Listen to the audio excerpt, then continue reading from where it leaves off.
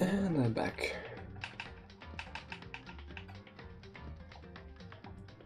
So we're doing the investigation of Chihiro's murder.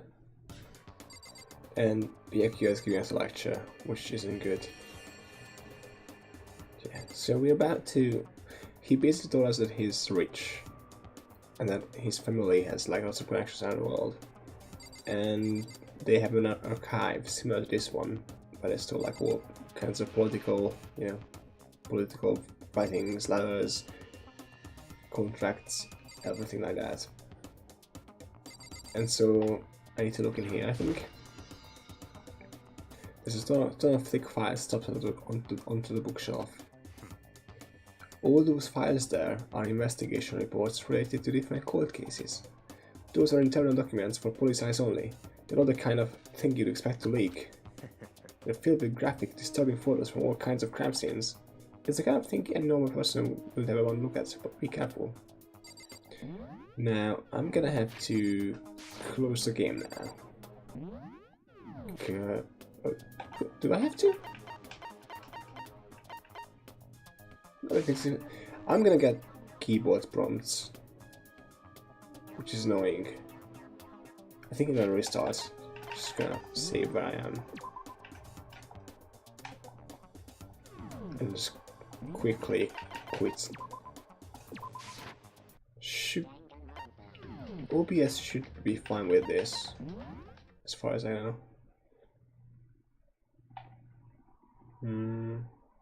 Okay. Let's go back into Steam, just play, and just have to switch to gamepad.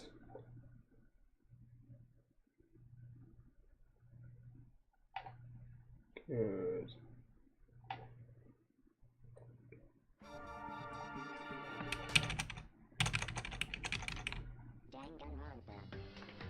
So yeah, it's back. I'm gonna check the stream right now to see if the image is back. Yep, it's back. Good. So now I should have proper controller prompts.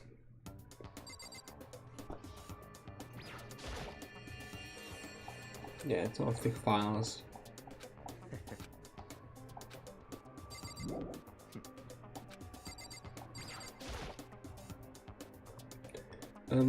Byakuya, about that genocide Jack case file. That name is really stupid, sorry. I'm managing to say it with a straight face, but it's hard.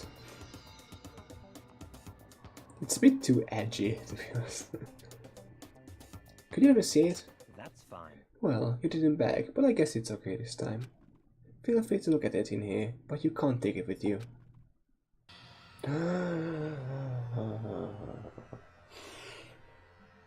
Byakuya handed me the file and I flipped through it with tense, nervous fingers. Suddenly my hand stopped.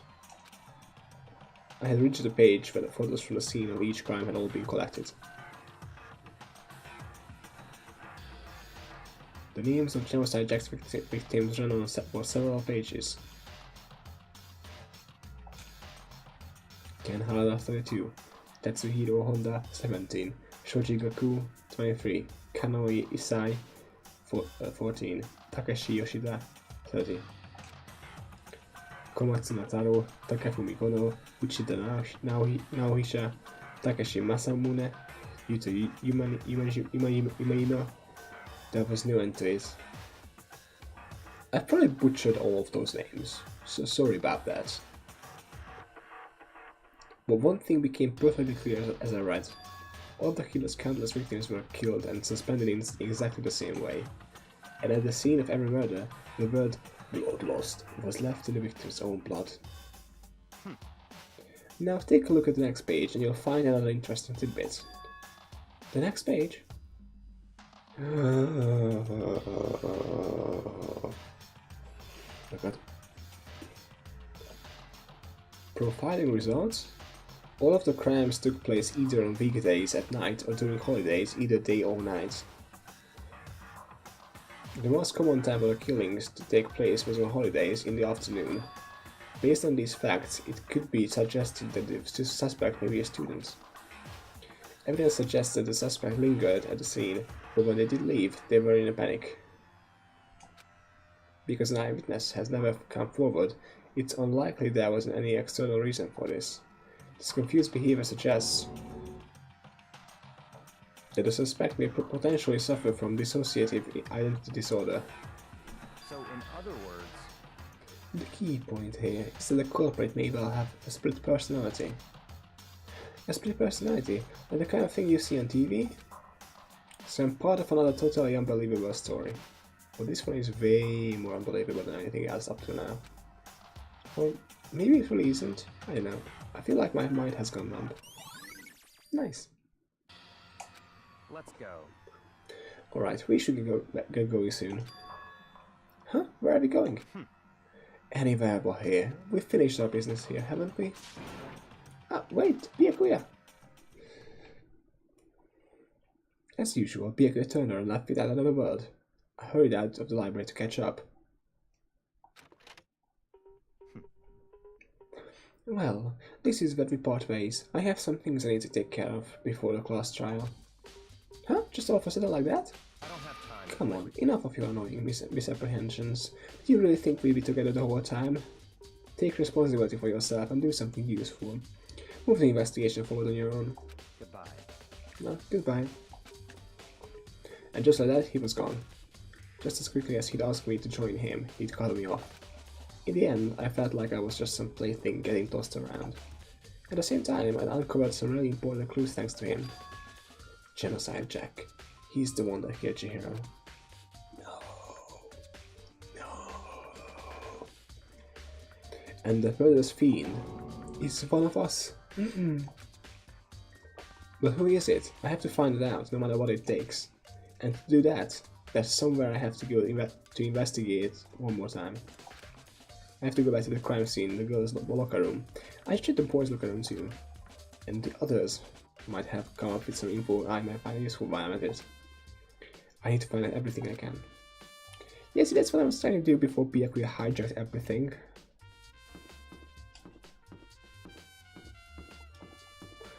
Okay, where is everyone? No one's on this floor. No one's in the pool. Oh no, I mean no one's in the gym. If only it's just answer the pool. They're still in the locker room. And Tucker is now sound. Peter is sound. Okay. Tiny hole. Never happens. Okay. I think I'll go check the locker room. Then and after that I'll decide what I'll do.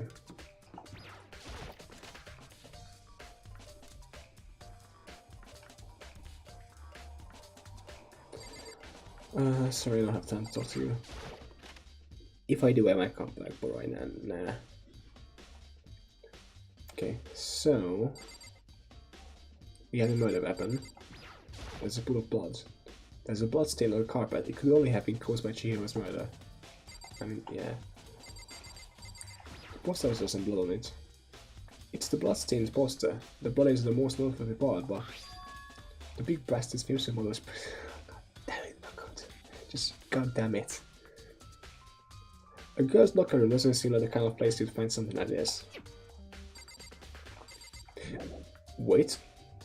Oh, come on. I want to check if maybe this was moved from the boys' locker room. Wait. I could feel the life draining out of my own body. It's a dead body. Chihiro's dead body. Yeah, can I check it? Nope. Anything else I can look at? It doesn't seem like. What did Kyoko find? Hey Kyoko, have you made any progress on your investigation? Generally speaking. However, But I have got to get going. I have something unrelated to take care of. Something besides the investigation? What is it? well, Nothing you need to worry about. Just concentrate on that murder. But so then, before I go, let me give you one piece of advice. You should examine Chihiro's body one more time, thoroughly. Also, her handbook is missing. You might want to determine its whereabouts. goodbye. That's it. I'll be praying you for. I'll be praying for your success. I'll be praying for your success. With that, Kyoko turned and left the girls' locker room. I guess I'll take a little look at it then. And Chihiro's handbook is missing? That's definitely worth worrying about. Okay. Kyoko said I should examine the body one more time. I know she says thoroughly, but I do have my limits. Well, I better give it a shot anyway. Let's see. Chihiro's hands are bound with what looks like some kind of rope. The rope was used to prop her up in a kind of crucifix position. Huh. This rope has a plug? Wait, so then this isn't a rope at all. But the more I think about it, the more that's not the only thing that concerns me. Chihiro's fatal injury was the blow to the head, which means someone struck her in the head in order to kill her. That's right. That's the issue of her being suspended and the fatal blow. At first, I didn't see any reason to think too much about either of them. But seeing them again after looking through the genocide check file, something's not quite right. What does this all mean? Well, the one thing most likely to tie all of these mysteries together is the true nature of the rope that was used to suspend Chihiro. It's a wire. And to figure that out, there's a certain place I need to revisit and look over again. Plus, I might have to look at the genocide jack case file one more time. Okay. Can I leave? Thank you. So I want to check the boys' locker room, see if the poster was moved. I don't have a reason to suspect that, well. Yeah, it was switched. Huh, this poster. It's a popular boy band called Tornado. Somehow it doesn't quite seem to fit in the boys' locker room. Oh, but wait, that reminds me. The poster in the other locker room is... That's right, there's definitely something strange about this. In the boys' locker room, there's a poster of a popular boy band. In the girls' locker room, there's a poster of a big Preston swimsuit model. Could the posters have been switched? Yes, you fucking saw the other one in this room before.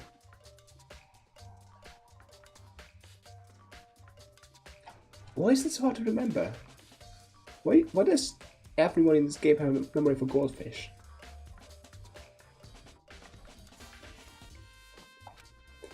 But if they were, why? What reason would anyone have? Maybe I should talk to someone who knows a little more about the locker rooms.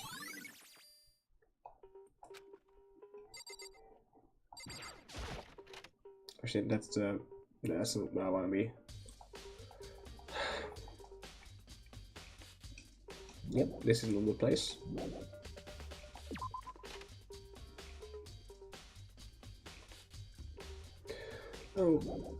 Okay then. I think there might still be more to find. What more to find? Oh, that thing. Okay, so yeah, the murder happened here, probably. Good. There's a strange stain on the carpet. What is it? Can I leave now? Thank you. Yeah,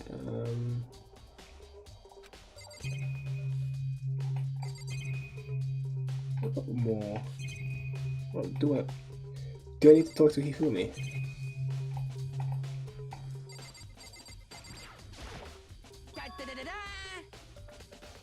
Ding ding. Hifumi has discovered evidence revealing the identity of the culprit. I feel as Another stat increase for me. Evidence? What did you find? I cannot reveal that just yet, but I guarantee that what I found will steal the killer's breath from his lungs. Are you sure about that? Oh yeah, Miss Lundenberg said she'd witnessed something worthwhile too. Really? What did she see? She refused to tell me. It's like when a girl bullies the boy she likes, right? Right? Okay, so where is Celeste now? The warehouse by the dogs. She was there, but at the same time, not here, not there. What's it gonna be?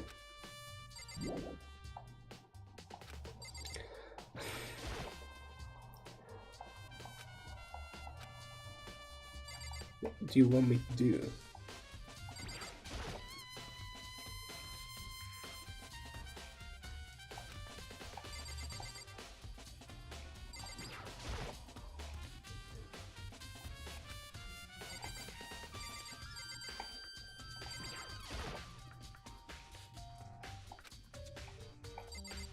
What else is in here? Is that... why can't I leave? I'm sure there must be still more left waiting for me to discover. A surveillance camera. The mastermind must have been watching as Chief was killed. Oh, I had to talk to... yeah, I had to talk to them.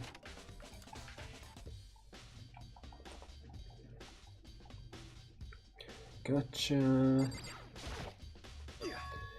Don't have a real complex about being weak. You heard Cheetah talk about it, right? All I need to get stronger. Yeah, I do remember she said that more than once. Sure did.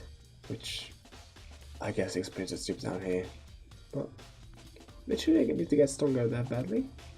You already mentioned it, but she was a girl after all. Most girls aren't all that strong. Oh, yeah, we had that conversation before.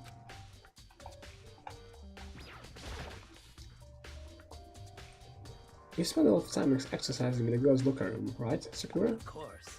I have used it nearly every day since it opened up. Sometimes Hina and I use it together.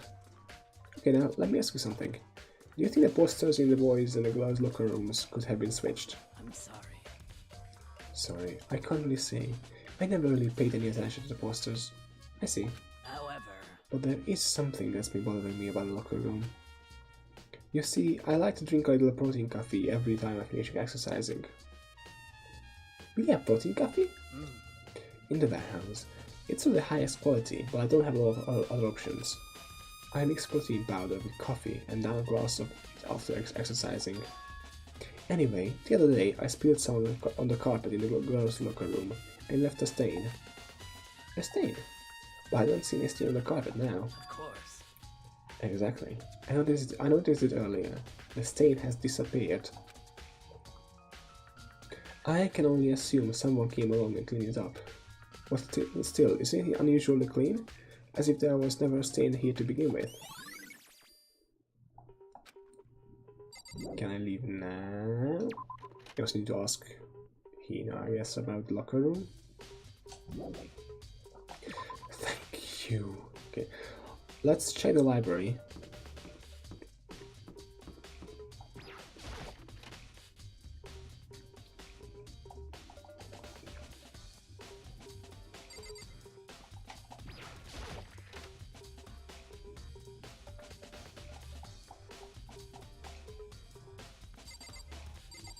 No wire, yeah. The desk lamp. Byakuya grabbed the telephone thing from over here and put it over there. It sure is dark over there. But there's no wire on it. What else do you want me to do?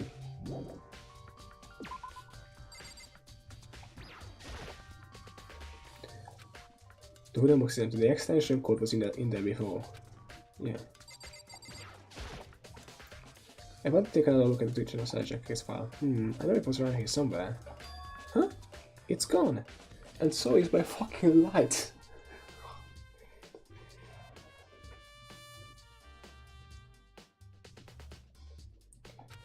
Did someone take it out of the archive?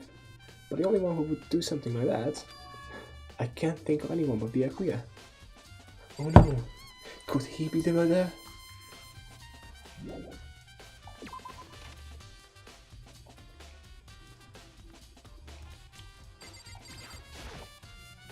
Huh? The lamp won't turn on. Oh, I see, it's not plugged in. The lamp's cord isn't long enough to reach the outlet from here. Well, last time I saw it, it was definitely on, and it was definitely right here. Oh, that's right. Byakuya was using an extension cord. But there's no extension cord here now. I wonder if... Yeah.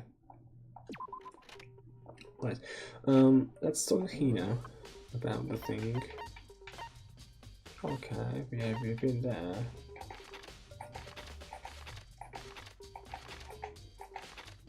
I think it's here. I can't fast travel. Good. Can I?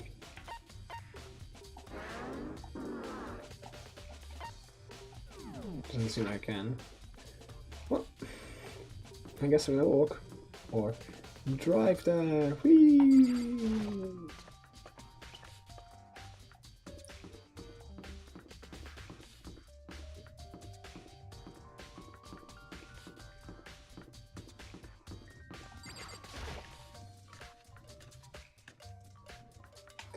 Right, so talk to Hina about the room. Then talk to Celeste about the coffee. And then not the coffee, but you know. Oh Hina, how's Toko doing? Same as before, she won't come out and she just keeps out on mumbling something about genocide, Jack. So I just left her there. You let her? My head was all swimmy and I was getting pretty hungry. Yeah. Oh, but don't worry, I'm gonna head back as soon as I'm done eating. Toko's not exactly pleasant, but I'm still worried about her. Speaking of which, what are you eating? Huh? A donut, of course. Of course. There's two things I'm sure God created. Outer space and donuts. Really? I bet Chihiro would have liked to eat more donuts. Maybe that was her one big regret. I can't imagine that was it. Oh, I should have tried to spend more time with her. Come to think of it, who did she spend time with? Well... Yeah, she was a little bit strange. Didn't really hang out with the other girls too much. It was like she was trying to keep her distance from us. Actually, Sakura said something similar. She said that even though you and her invited Chihiro to exercise with you, she always refused. Yeah, totally. Yep, it's true. It wasn't just us, either. It was like she strayed away from all her girls.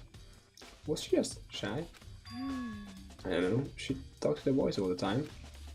Isn't it kind of weird to be shy on your own sex, but totally fine with the opposite sex?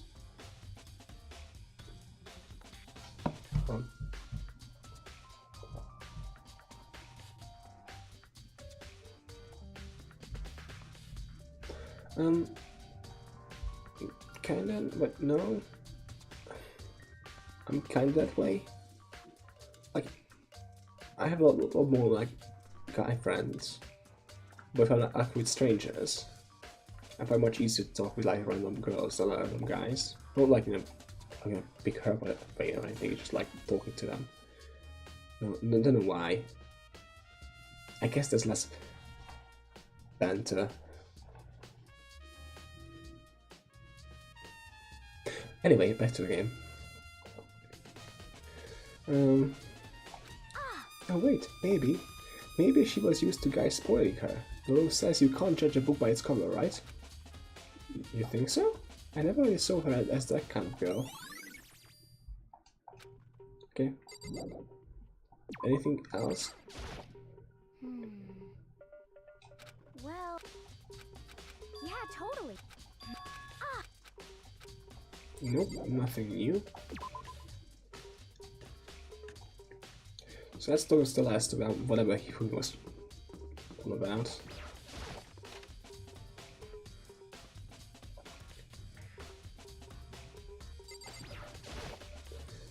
Celeste, what are you doing here? This warehouse is amazing. It has absolutely everything one might need to live a full life. From food, to clothes, to towels, there's an endless supply to choose from. I see that, but have you found anything related to the case? Most unfortunate. I knew you were going to ask me that. I thought talking about the warehouse itself might misdirect you, but I see it was pointless. You did find something. Very well, I will tell you, and only you.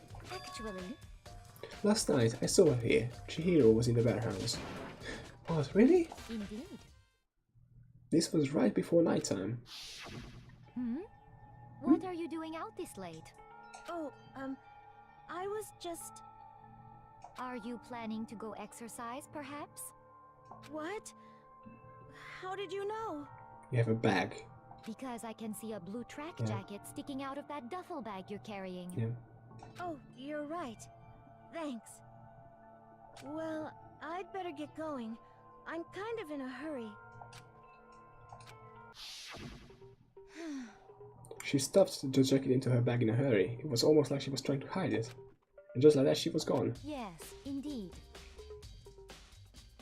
I assumed she was merely stocking up to go exercise in the morning, but it would appear she ignored the nighttime rule and headed directly to the girls' locker room. If she hadn't broken a rule, none of this ever would have happened. You get what you deserve, I suppose. So apparently, she went to the girls' locker room late at night in order to exercise without anyone knowing. But the strange thing is, there was no trace of the track jacket or duffel bag Celeste said she saw Chihiro carrying, which would mean the killer would have got rid of it somehow. Yeah, I wanted to check the trash room, but never mind then.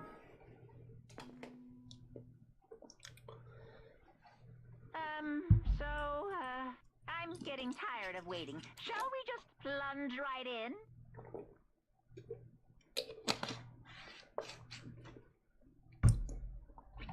Well, I guess. It's the moment you've all been waiting for.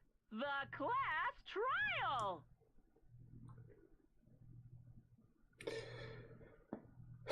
Huh. You remember where to meet, right? Please go through the red door on the first floor of the school. See you soon. Alright. Begin the class trial, or it's about to begin. The red door is right through here. ...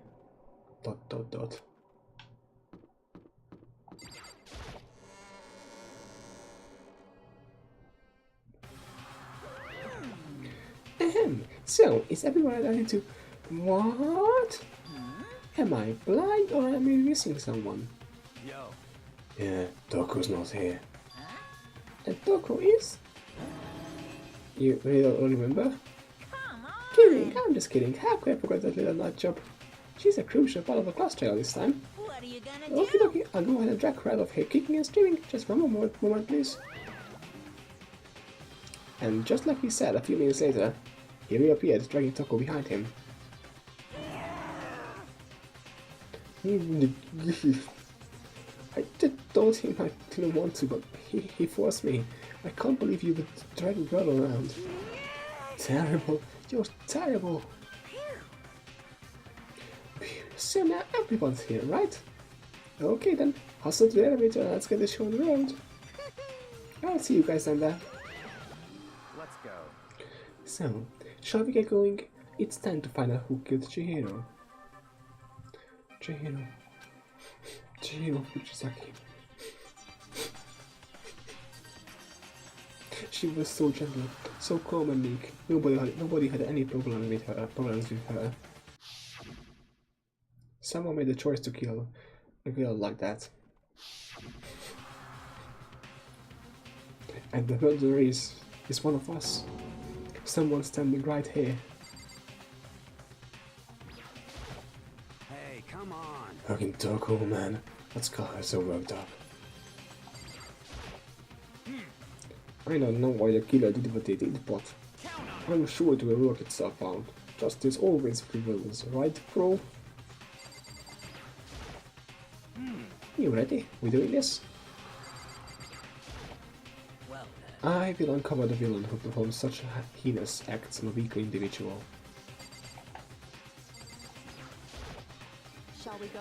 Shall we begin?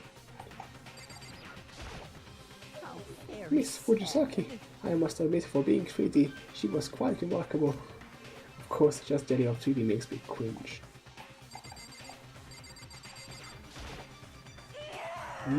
Girl. There is something odd about Toku's behavior. I do not think mere shock is enough to explain it. I guess there wasn't much happening at all in this one. I gave you plenty to work with. Show us how far your logic can take you. Well, let's go. We have no choice, right? We have to do this. It's true. Yes. I gave a small nod in reply. With one last deep breath, I walked toward the elevator on shaky legs. With each step forward, I could feel my heart starting to race faster and faster. As soon as everyone was on, the elevator began to descend. I couldn't get a handle on my emotions, couldn't stop speculating.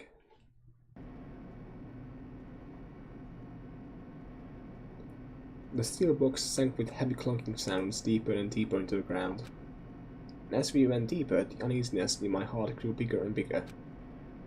The elevator was unaffected, however, and continued to descend without hesitation. Until finally... Ding dong. It came to a sudden stop. What do you think? I redecorated. Isn't it so fresh? Isn't it so exciting? Don't waste our time with silly questions.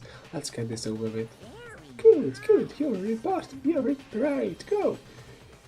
Can I say I don't hear it at all? Well, Okay then, let's get this show on the road. grills, Everyone, chills, please find your assigned seats. And so the curtain opened once again. A deadly judgment, a deadly deception, a deadly betrayal. A deadly riddle, a deadly defense, a deadly faith, a deadly class trial. And no more voice acting from me. Oh god. God. Yes, I want to see my data. And let's get ready for actual voice acting. Yeah, okay, let's open the e-handbook. I have the file, which like time of death is said to be around 2 a.m. The body was discovered in the girl's locker room on the second floor of the school. The person was reported to have been a blunt object. She was killed instantly. Secures account.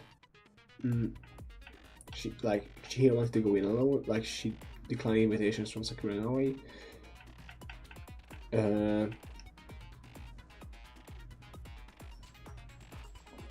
She may have been meeting someone in the locker room the night she was murdered. The dumbbell is probably the murder weapon.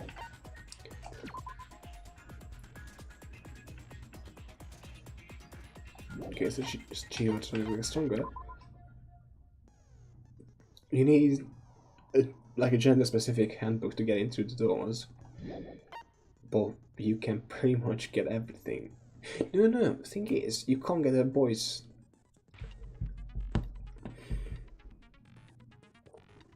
You can't get because who died so far? Circa died. Circa died. Chihiro, Junko died, and Leon died. But Leon's was broken, so you can't really get into the boys' locker with that. Unless it was somehow broken during the process of the murder or something. One of them was found in the main wall had been broken, which, yeah. Case file, same way, monk to leave by wall, the blood loss was done at the end of the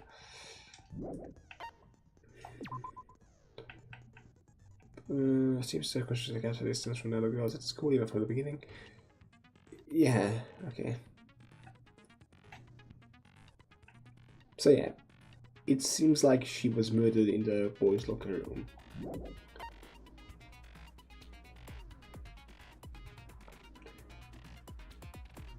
Boys' locker room carpet, yeah. Stealing it. Posters were switched. He was missing. The dead body, like it was with a cord, like it was with a wire, like an extension cord. The stain is, of course, in the the carpets were switched. The desk lamp doesn't have an extension cord, and yeah, Chihiro's duffel bag is missing. Gotcha. Now, set skills. I have this thing. Influence coach. Yeah, it's fine. If anything else, I have melodious voice. I need more skills. I need more skills.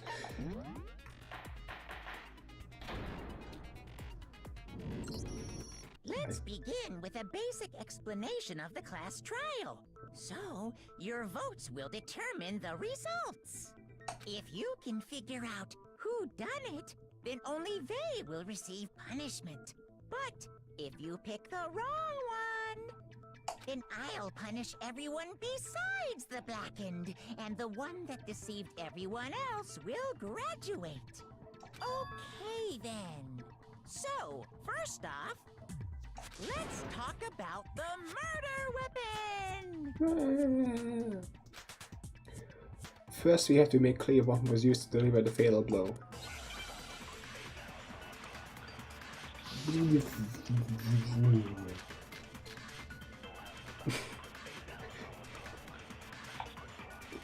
They did it with the... Chihiro's fatal injury.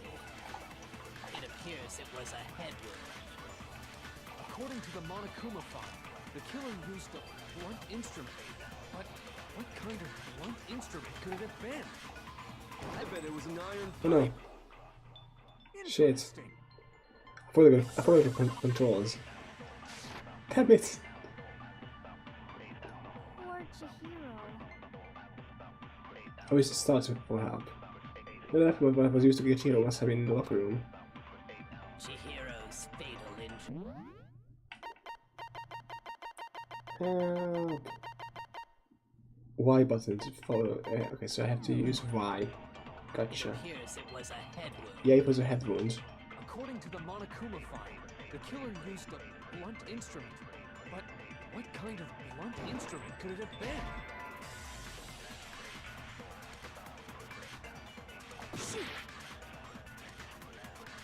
No, but no. Chihiro's fatal injury. It appears it was a head wound. According to the Monokuma file, the killer used a blunt instrument. But what kind of blunt instrument could it have been? Yeah. I bet it was an iron pipe. Oh right, that's right. Interesting. What? That certainly would make for a powerful weapon. Poor Chihiro. So I have to. Not only do I have to time it. Chihiro's fatal injury. This is annoying. It appears it was a head wound. So it takes some time for the shot to According reach the Monokuma the file, the killer birds, used a blunt which is instrument. weird. But what kind of blunt instrument could it have been? I bet it was an iron pipe. Interesting. That What? certainly would make for a powerful weapon. Am I doing this wrong?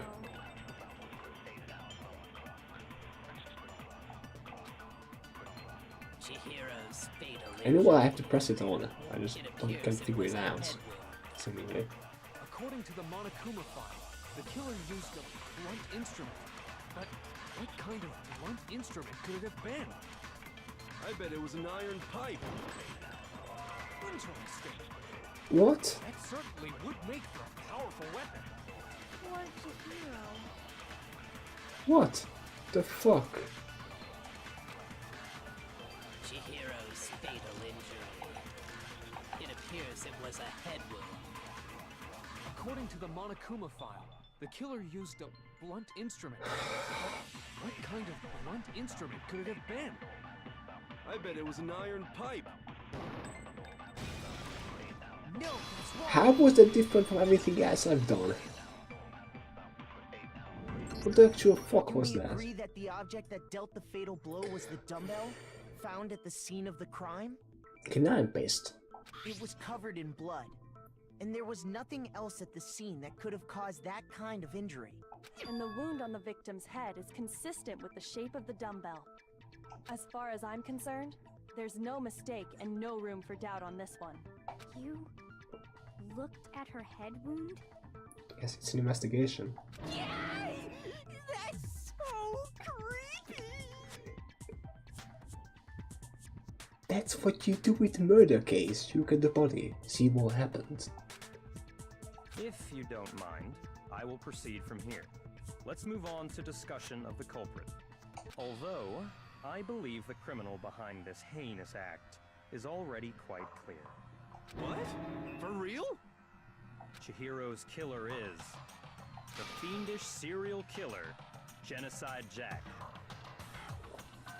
His voice actor sounds like he's kind of reading from, I don't know. You don't think when in movies someone just reads the script off camera? It's kind of what he sounds like. Genocide Jack, the fiendish serial killer. Did he really kill Chihiro? A new element has been added to notes of debate. Would you like to hear more? Yes. For this debate, lines of white noise will appear to disrupt your reactions. Your truth bullets will disappear when they hit these lines, so think of them as obstacles in your debate. But there's a way to keep these white noise from getting in your way. Press the A button to attach the silencer, which you can use to shoot down the white noise. However, if you shoot an actual remark with your silencer instead of white noise, the time limit will decrease, so take a careful aim when you have your silencer out. Oh, but if your action difficulty is set to gentle, white noise won't appear at all. Okay. Well, I'm mean, so I'm fucked. In which case, you can forget the silencer and just focus on the situation in front of you. Well then, good luck and have fun.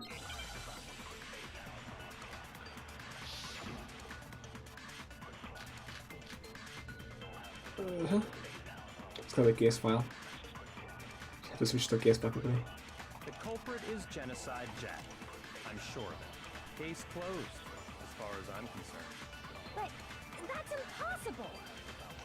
Why? What makes it impossible? Well, I mean, come on! There's just no proof for it. Good. No, that's wrong.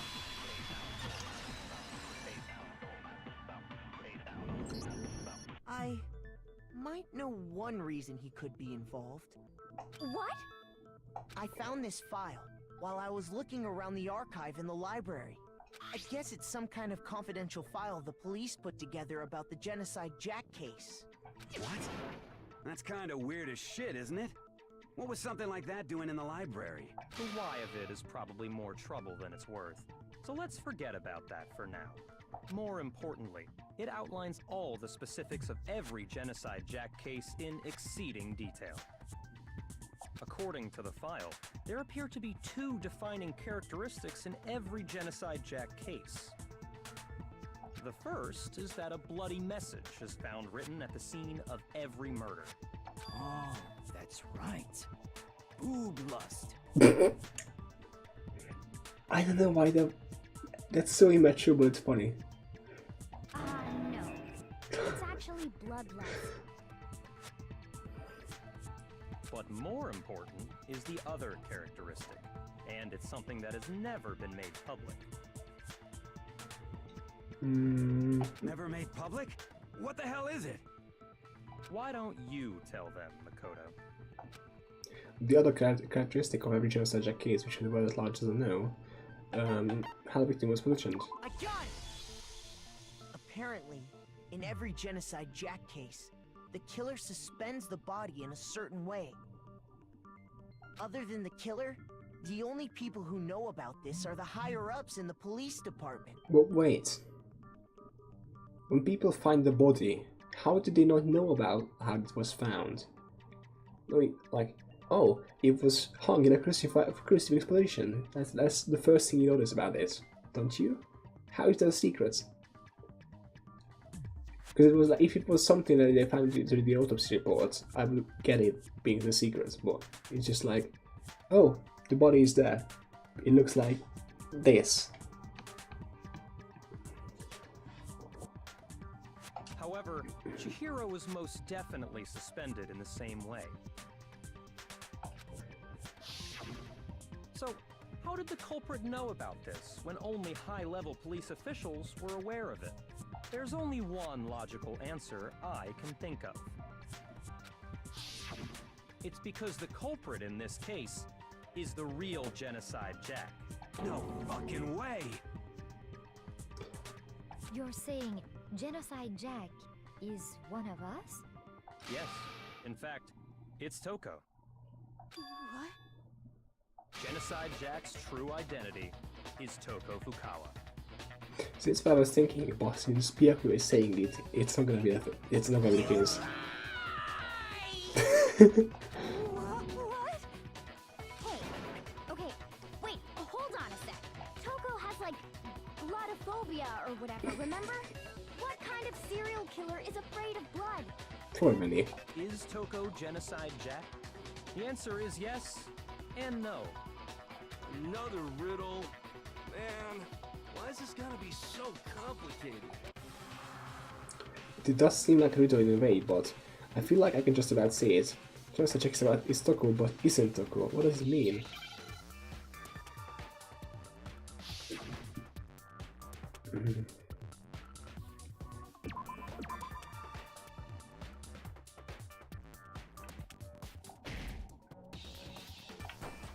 Right.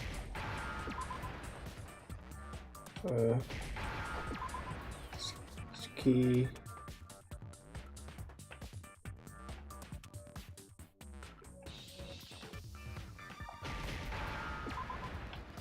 So, where's no? Where's no? Give me a no. Thank you. Now I understand.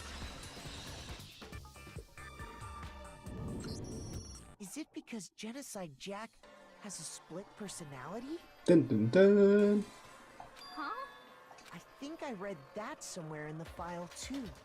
They thought that the suspect might have, what did they call it? Dissociative identity disorder. Oh, okay. But still, to go and say that about Miss Fukawa is... Perfectly acceptable. Toko's strange behavior after seeing the body is proof enough that she has a split personality. The one thing that shows Toko could have a split personality is it has to do with her behavior. Her behavior changed. I got it! You're talking about how she started acting totally different than usual, right? That's right. Think back. She fainted when she saw Chihiro's corpse, and then, when she woke up... I'm fine, Kia. Oh, is that dead body? Hey, are you dead? She must have hit her head real hard when she fainted. There was a front and a back, a top and bottom, a sea of truth and a web of lies. This is quite concerning. I mean, she sounds completely different. She was acting funny, that's for sure. That melancholy tone of hers completely disappeared. Don't go assigning adjectives to my tone without permission. Not to mention, once she regained consciousness and saw Chihiro's body again, she was utterly calm. In other words, within her is one personality that can handle blood, and one that obviously can. So when Toko trapped herself in her room, it's because she was scared of Genocide Jack?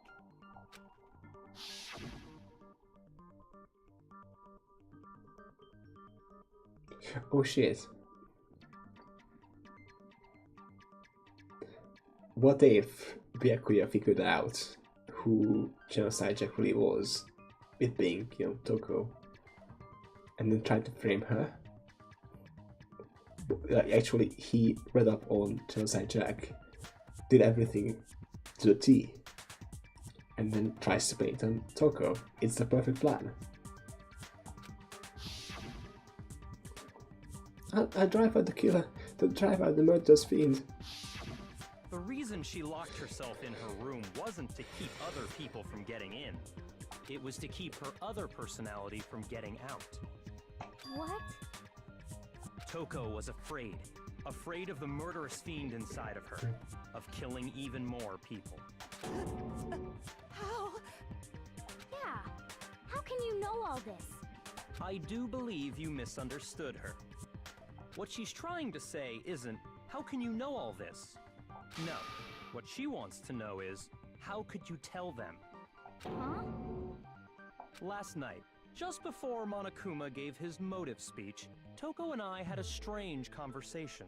She told me a most interesting story. She said a murderous fiend lived within her, and she was afraid it could appear and attack at any time.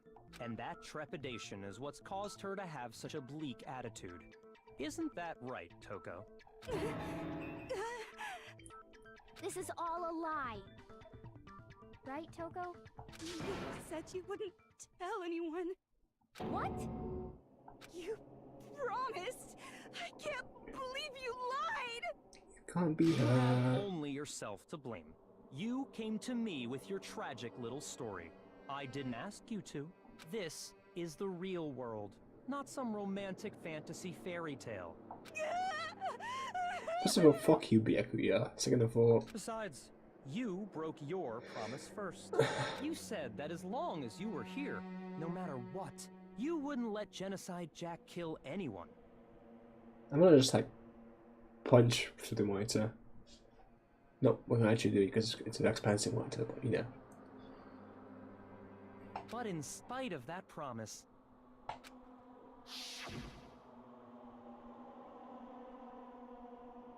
I'm sorry, I couldn't keep a promise.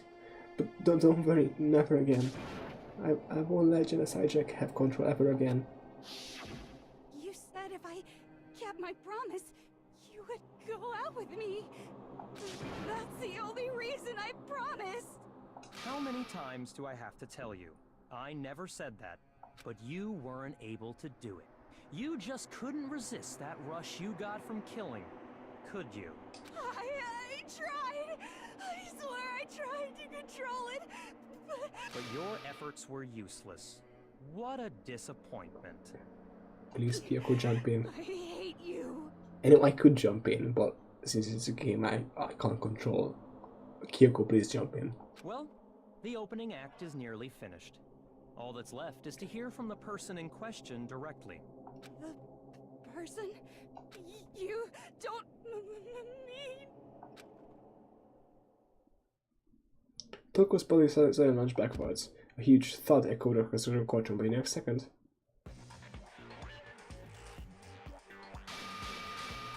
Wow, hello there! Is it me you were hoping to see? What the heck? So you figured it out, huh? Well, whatever. What are you gonna do?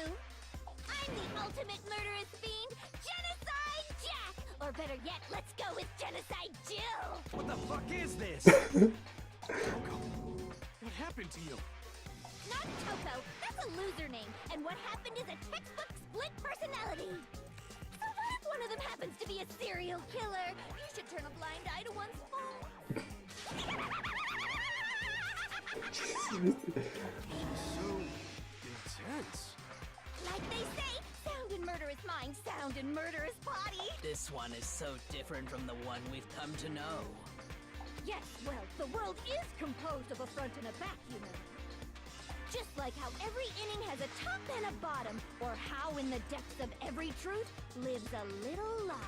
Behind every dark and gloomy soul lives another that shines as bright as the sun! This is the murderous fiend Genocide Jack. This is beyond insane. Miss Jack, Jill, can I ask you a question? What's up?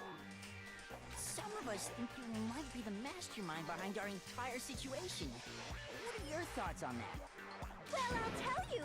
I am the mastermind of all masterminds! Just kidding!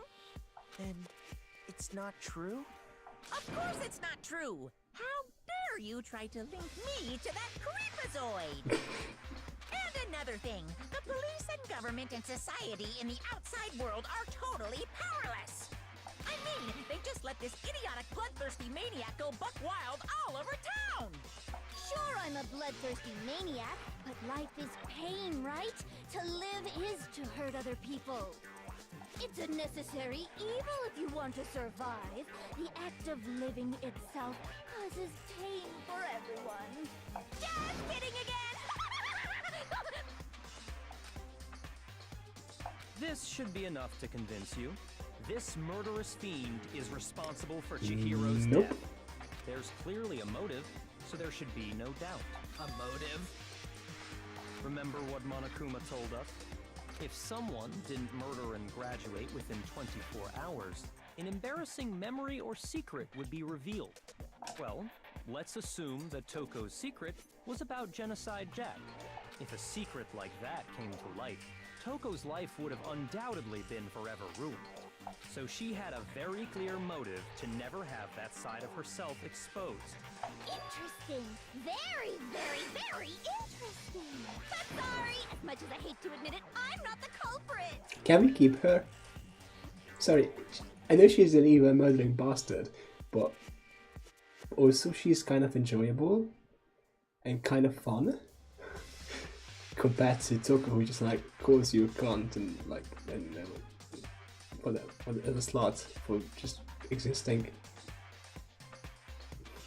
She's better.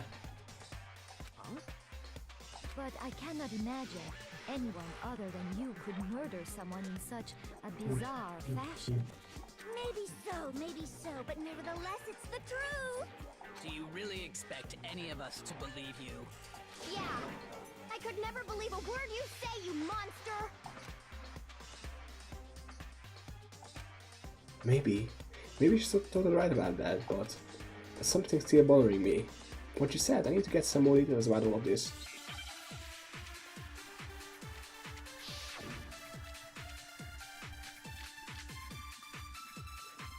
Disappearing stain, I think. Sorry, but I didn't kill anyone. You say that, but do you really expect any of us to believe it? Perhaps if you had an alibi, that would change things. Oh, an alibi, huh? Now we're talking. When you compare your past murders to this incident, the modus operandi matches completely. What more proof do we need?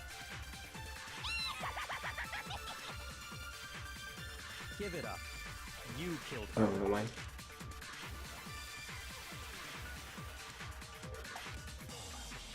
Sorry, but I didn't kill anyone. You say that, but do you really expect any of us to believe it? Perhaps if you had an alibi. Right, it wasn't like a stab weapon. Oh, an alibi, huh? Now we're talking. When you compare your past murders to this incident, the modus operandi matches completely. What more proof do we need? He's gonna do it last time. You killed her. Oh, he's gonna do it last time, right? Sorry, but I didn't kill anyone. You say that, but do you really expect any of us to believe it? Perhaps if you had an alibi, that would change things. Oh, an alibi, huh? Now we're talking. When you compare your past murders to this incident, the modus operandi matches completely. Shoot. What? I hate this. Sorry, but I didn't kill He has to do the status of that body. You say that, but do you really expect any And of us to oh, believe they actually hit the white noise. That would change things. Oh, an alibi, huh? Now we're talking. So let me try the. Your past murders to this incident, the modus operandi matches completely. There we go. Okay, so I had to kill the white noise first. Gotcha.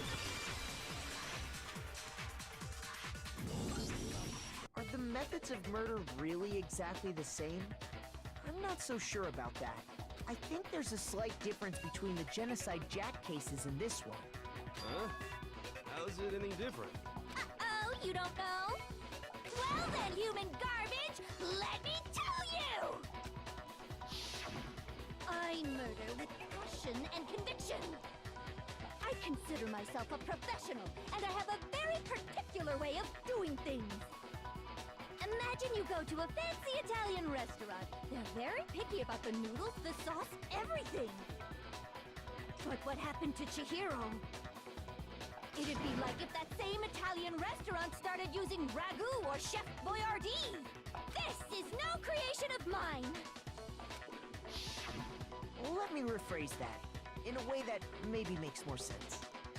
There are two clear differences between the Genocide Jack cases and this one. There's one clear difference between the murders. A gun!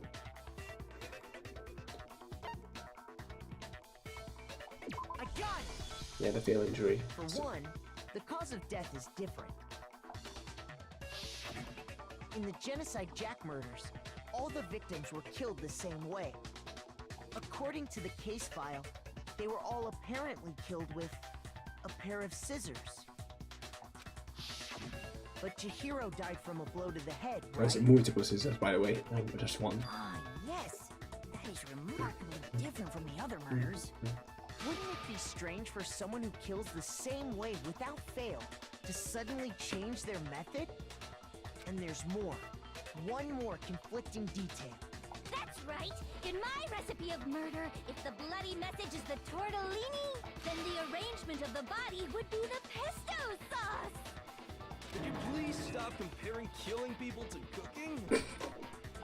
So, are you saying the other difference has to do with how the body was was arranged? That's right, the second defense is related to how she was suspended. What was used to suspend her? I got it! Do you remember what the killer used to suspend her? They used some kind of rope to hang her up by her wrists. What is your point? Well, in all the previous Genocide Jack cases, something else was used to suspend them. Specifically, pairs of razor-sharp scissors. And guess what? I used my own specially designed scissors for the murders and the arrangement. Like I said, I'm a professional, so naturally I'm very picky about the tools I use. And you know what else? Big Mac said there's 2 differences, but he's wrong. Big Mac? Are you referring to me? Listen up, Big Mac. There's actually one more difference. Huh? My word, you really didn't notice? Take a look at who the victims were in each Genocide Jack case. Even her voice actress is much better in this way. I just... Please can we keep her? There's a pattern there, just waiting to be discovered. Pattern? Figure that out, and it'll be plain as death why I couldn't have possibly killed that little lolly girl. Let's see. There was a pattern surrounding the Genocide Jack victims and she didn't fit it. I think I figured out why. I know why she couldn't have killed Chihiro. Because Chihiro was a girl! Is it because Chihiro was a girl? Bingo! Bullseye! Right on the money! What are you talking about? In all the Genocide Jack cases, all the victims had something in common.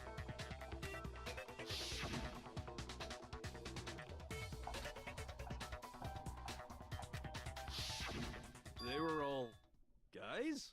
That's right! The people I kill with such passion and conviction are all adorable little men! I can't believe I said it! I'm so embarrassed! The hell is wrong with you? I can't help it! I'm just a full-throttle boy-on-boy fangirl, and the mopey side of me just hates it. But now I'm on the fast track to becoming a full-blood fan madam! So since Chihiro was a girl and not an adorable little man, you wouldn't kill her? Would an Italian chef suddenly start making ramen just because they're both noodles? Don't be stupid. I have too much passion and conviction to cross that line. That's the absolute reality of the one and only. We get it. You've clearly explained your hobby and your philosophy. But that's not all there is to it. It's a different matter entirely, when you're forced to kill in order to survive. Quiet, lowly cur! Lowly? Cur? I would never kill for a reason as petty as mere survival. And if by some fluke I did kill to survive, why would I bother with the message and arrangement? It'd make me the obvious suspect! That does make some amount of sense. Plus, whatever reason I have for killing, I would never leave out my prized scissors. Who would go out of their way to use a big, stupid, heavy dumbbell? Maybe you used the dumbbell because you couldn't find any scissors in the school? Any scissors? I don't just use any scissors. I only use my own set of high-class envy of the entire world! Does this really be safe? Like, she doesn't have her scissors. Which means we can keep her. Yes. Okay, whatever. There still aren't any in the school.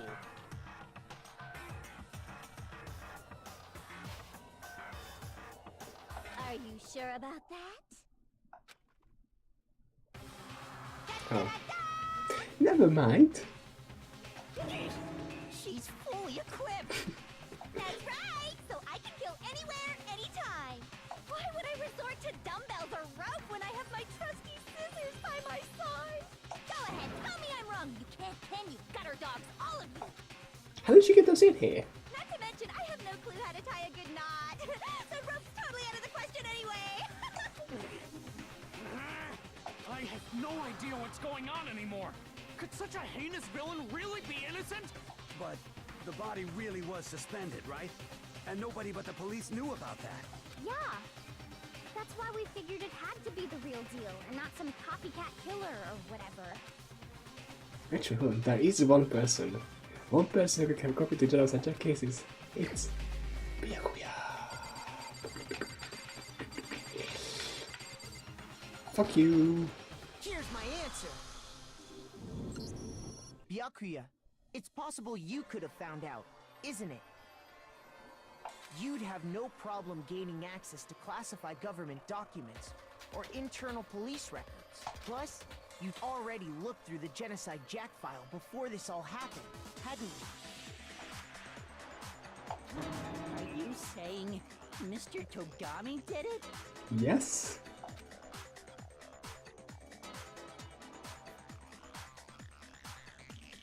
Then the reason he pushed the theory of Genocide Jack being the killer so hard was because he wanted to pin the crime on her. So, he rearranged the scene to disguise it and make it look like I put my stamp on it. The adorable glasses man was behind it all. Oh, I'm on fire! I'm on fire. Well, Byakuya, what's your response? I see. So now the suspicion falls on me. Yes. Then I must ask, when would you say I began acting suspicious? Surely you must have an answer. Looking back and thinking about it now, the way you were acting right before we discovered the body was a little strange. And the locker rooms. They're suspicious. Very suspicious. Suspicious indeed. Don't you agree? Huh? Suspicious? It seems nobody searched the locker rooms. Let's start with the girls' locker room. You wanted to go to the girls' locker room right away, right? But since you're a guy... I should have naturally thought of the boys' locker room first. Is that what you want to say? The victim was Chihiro, a girl. Hence why I said we should check the girls' locker room. Nothing strange about that, I'd say. But we didn't know the body was On the there. contrary, there's something very strange. Okay then, what's so strange about it? Go ahead, share with the rest of the class. There was a clear contradiction in what Byakuya just said.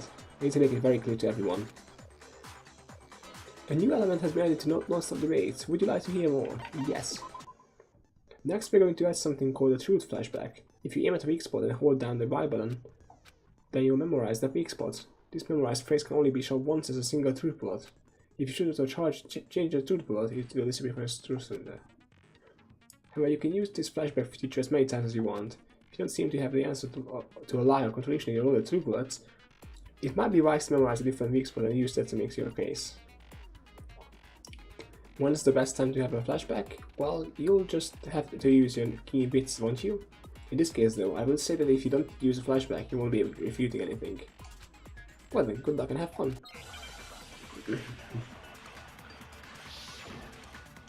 Hold vital bullets, okay. So, you said Byakuya was acting kind of weird before we found the body. But Yes. he was acting weird... how? If you're presented with the opportunity to check out the girls' locker room, Sure, stop being that creepy. Story down a bit. Natural reaction for any guy. The victim was Chihiro, who was a... No, that's wrong.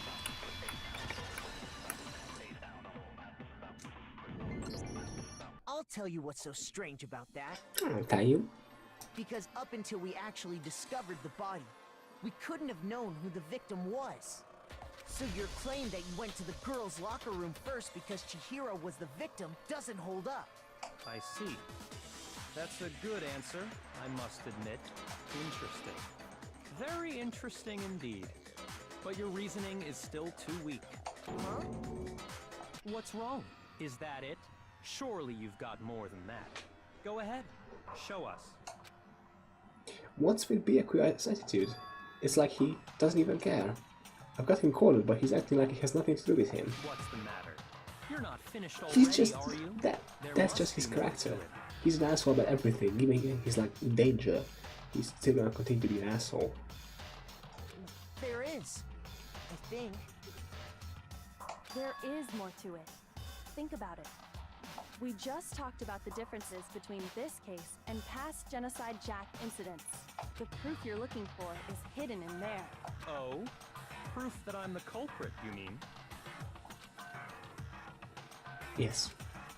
The difference between this case and other Genocide Jack murders, the evidence that proves Byakuya is responsible is hidden in there. What could it be?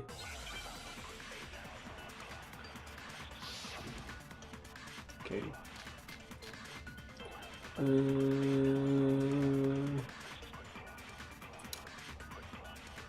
What? The difference between the cases? You want me to explain it again? When I want to kill, I use my very own special scissors. And I use those same scissors to arrange the body. But Chihiro was suspended with... It was some kind of rope, was it not? That's right! It Yes. absolutely was! Yes. Then there must be something very fishy indeed about that rope. It's Labyrinth Aslan. Hey, Byakuya, where'd you get it from, huh? I'd never seen that rope before in my life. You've seen it before. Fuck. Obviously, somebody else must have had it hidden away somewhere. Need to use the silencer to kill the white boys first, and then... Thankfully I have 5 minutes. The difference between the cases? You want me to explain it again? When I want to kill, I use my very own special scissors. And I use those same scissors to arrange the body. But Chihiro was suspended with... It was some kind of rope, was it not? That's right! It absolutely was! Then there must be something very fishy indeed about that rope. Yes, there is. Hey, Byakuya, where'd you get it from, huh? I'd never seen that rope before in my life. You've seen it. What's wrong?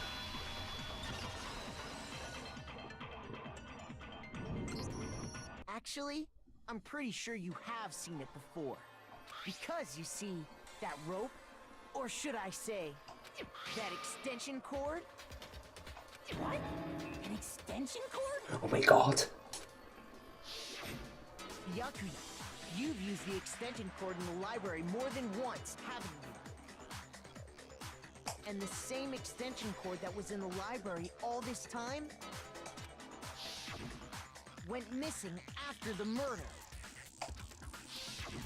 And there's no way someone who uses that extension cord as much as you do wouldn't discover that fact. And Byakuya must be the one who took the extension cord. I can't imagine any other possibility. That's really what you think? Then your conclusion is something like this?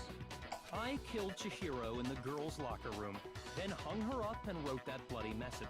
I intentionally made it look like Genocide Jack was behind it. Is that about right? He's doing it again. He's totally calm, totally unconcerned. As if he's not even involved. Wait, not even involved? What's wrong? I asked you if you think that's what happened. No. Hell yes, that's what happened. So that's it, right? Byakuya's the killer. I don't disagree with not disagreeing. Doesn't make any sense. But, okay. He kept calling this a game, right? So he'd be totally willing to do something like this to win. Sorry, but could we hold on just a second? I think we need to talk about this a little more. Huh? Do we really need to? We've already decided who did it. I know, but still. There's something that's still bothering me. Is that right? And what, pray tell, is still bothering you? I killed her in the girls' locker room, then disguised my crime. He wasn't in the girls' locker room. Specifically, I dressed it up to make it look like it was the work of a homicidal psychopath. What about all that bothers you? Wait, what was it just now? Something's not right. Because remarked just now, there's something in there that concerns me. See the crime. You say you killed Chihiro in the girls' locker room, right? But are you sure about that? Isn't it possible that the murder took place somewhere else? How disappointing. What kind of question is that? Even in the world of disappointments, this is a... She was found dead in the girls' locker room. There is absolutely no question about that. I was gripping my controller too tight in anger, so I accidentally pressed the button, which is why it's good dialogue. How could the scene of the crime have been anywhere else? Well, I think it's entirely possible that she was killed somewhere else, then carried there later. Yes. Along with the rest of the murder scene. Yes. Rest of the murder scene? That was awfully specific. Please tell me you have a reason for saying all of that. I believe I do. Hey, Byakuya, did it just take you off guard? When the stars suddenly moved to the crime scene, Byakuya, who'd been so confident up until now, maybe Byakuya never even realized that the actual scene of the crime could have been somewhere else. Hey, don't just move on without permission! What do you mean she was killed somewhere else? Come on, Makoto. If there's any chance the murder took place somewhere else, let's see the proof. Evidence that shows the murder took place somewhere else. Need to just focus on those things that got switched.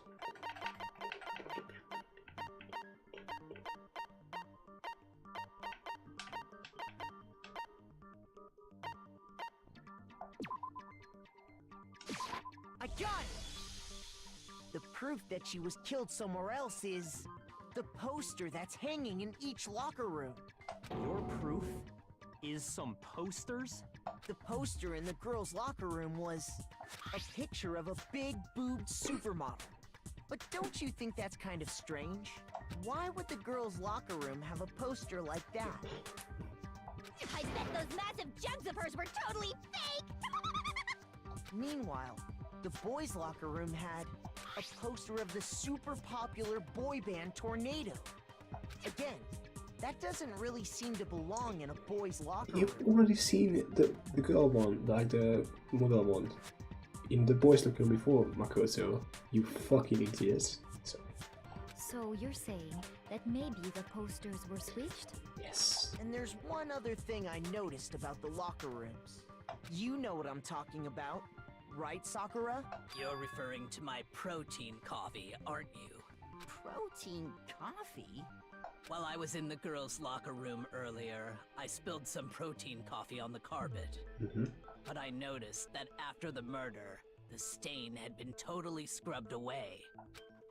Now, it's not that the stain was scrubbed away, it was moved.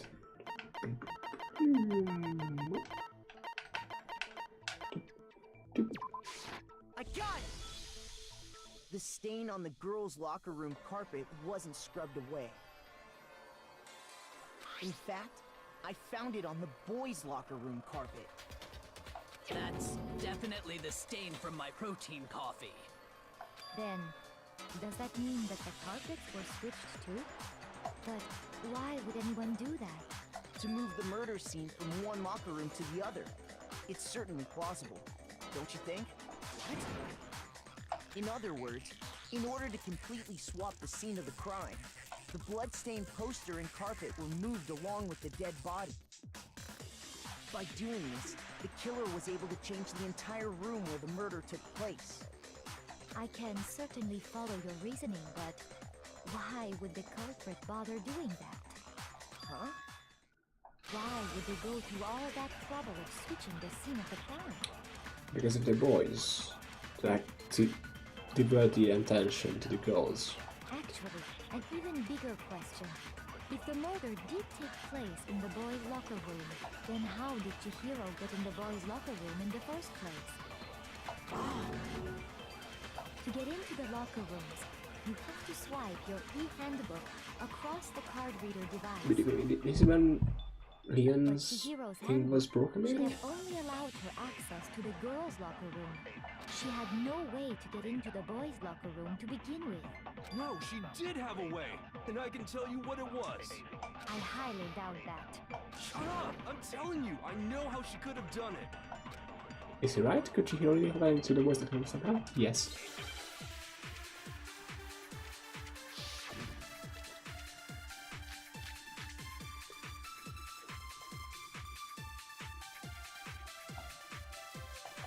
Is it really possible?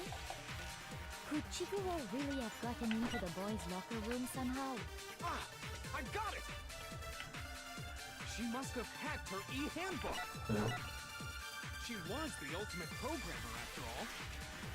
I'm sure that would have been no problem for her. No, I don't think that's it. She used the thing that was in the main hall. Huh? What thing? I'm talking about Leon's handbook, of course. No, that's wrong. So, it's kind of opposite of what I was trying to do, but it No, worked. I don't think Chihiro used Leon's handbook. Why not? Because Leon's handbook was broken. Oh. Well, then, yeah, I guess that'd be pretty impossible, huh? I am struck silent by how quickly you gave up. Plus, isn't there a regulation against using someone else's handbook? Actually, the rule states that loaning your handbook is prohibited. It says nothing about borrowing one.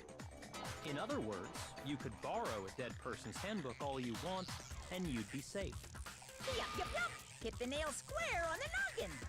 Of course, if it were broken, that wouldn't make any sense anyway. So then, she must have hacked hers, like I said. No. She used her ultimate programmer skills and... Psst! You can't fix an e-handbook! The instant you open one up, a security buzzer starts blaring! So, if she didn't use Leon's handbook, and she didn't modify her own handbook... Maybe Mr. Naegi's initial assumption is just... wrong? It seems like there's no way she could have got into the boys' locker room. So I guess so. Okay then, I vote for Byakuya. Is that it then? She was killed in the girls' locker room and Beatrice is the one who did it for me. I still didn't know what else I can do. Hold on a second. I agree with you, though. I think you're on the right track. What the? You finally decide to open your mouth and that's what you've got to say? There's no way she could get in the boys' locker room, right? So... Why are you so sure she couldn't get in? There's still one other way she could have gained access. What? What are you talking about? What other way is there? Well, to explain that, why don't we take a little break from the trial?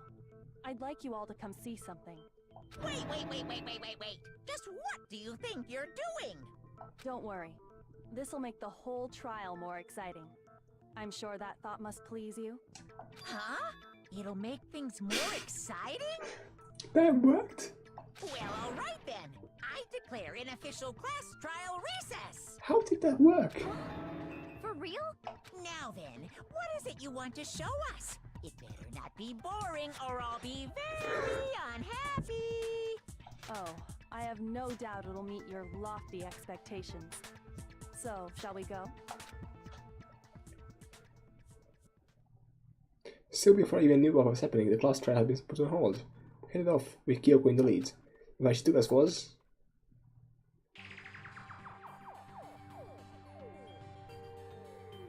The girls' locker room? We've already searched this place top to bottom.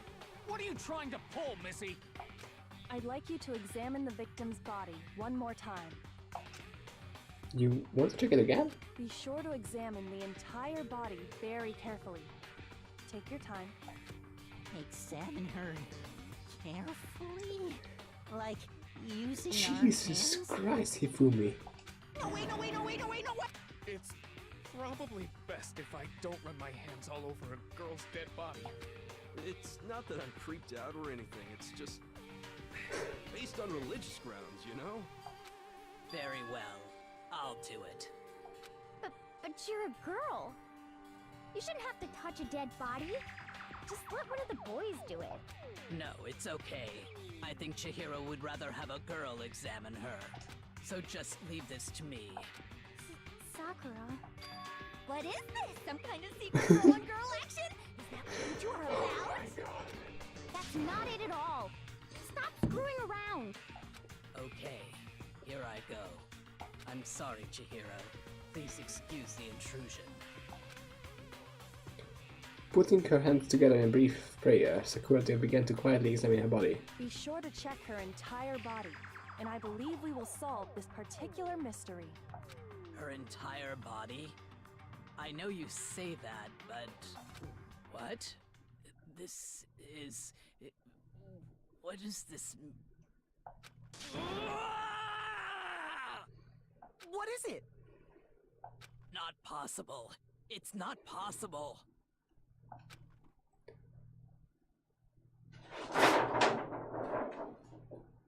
That was just above my poster. Some dramatic effect. It was just a coincidence. Don't worry about it.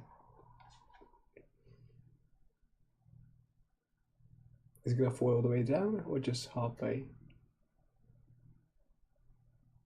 Okay, I think it stopped.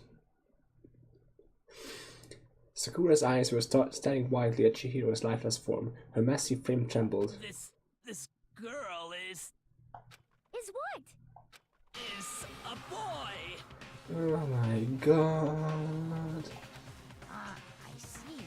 So she is actually a he. Interesting. That's still my Thank poster. you for confirming this fact. It's almost completely fallen down. Just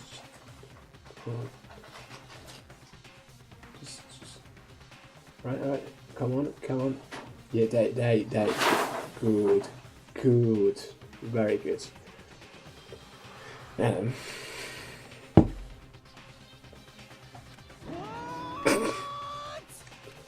joking, right?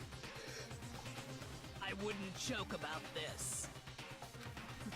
Ben, it's really true? So that's why he was avoiding everyone else. Chihiro was a guy? Oh, what? You guys didn't know? Heck, I knew that right off the bat. Of course. Chihiro Fujisaki was totally a guy. Then he was a cross-dresser? Oh, no, I'm really on fire! I wish I had killed him! So that's what Kyoko wanted to show everyone, huh? Interesting. Yes, that certainly does make things much more exciting. Now let's ride this wave of excitement back to the courtroom and get back to the trial. I do apologize for keeping you waiting. Now then, let's resume the class trial. We've all just learned of the shocking revelation that Chihiro was actually a boy. Let's pick up from there.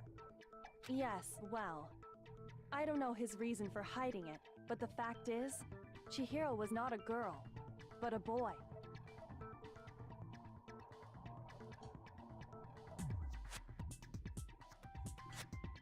Running of the risk of me sounding too... Actually, never mind. What if she was still a she, but she was just born a boy? You know? That could be it.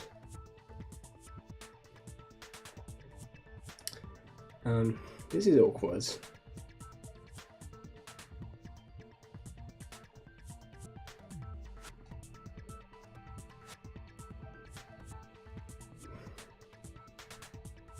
With Chihiro being dead, we can't ask them if we should call them like he or she.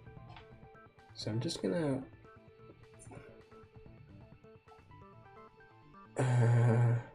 shit. The thing that Chihiro was actually a guy, the thought had never even crossed my mind. And because the victim was male, he would have had no problem gaining access to the boys' locker room. Assuming his handbook did, in fact, list his gender as male, then yes, that would be true. Of course his handbook said he was a boy. He dressed like a girl, but he was a boy through and through. So then, there should be no issue with Makoto's initial assertion. The victim was killed in the boys' locker room, and was then later moved to the girls' locker room. And the killer could have easily used Sayaka or Junko's handbook to get into the girls' locker room. So Chihiro really was killed in the boys' locker room? I still don't understand the motive for moving the body, but yes, that does seem plausible. Well, I must admit, I did find it rather odd. I knew he felt a little off.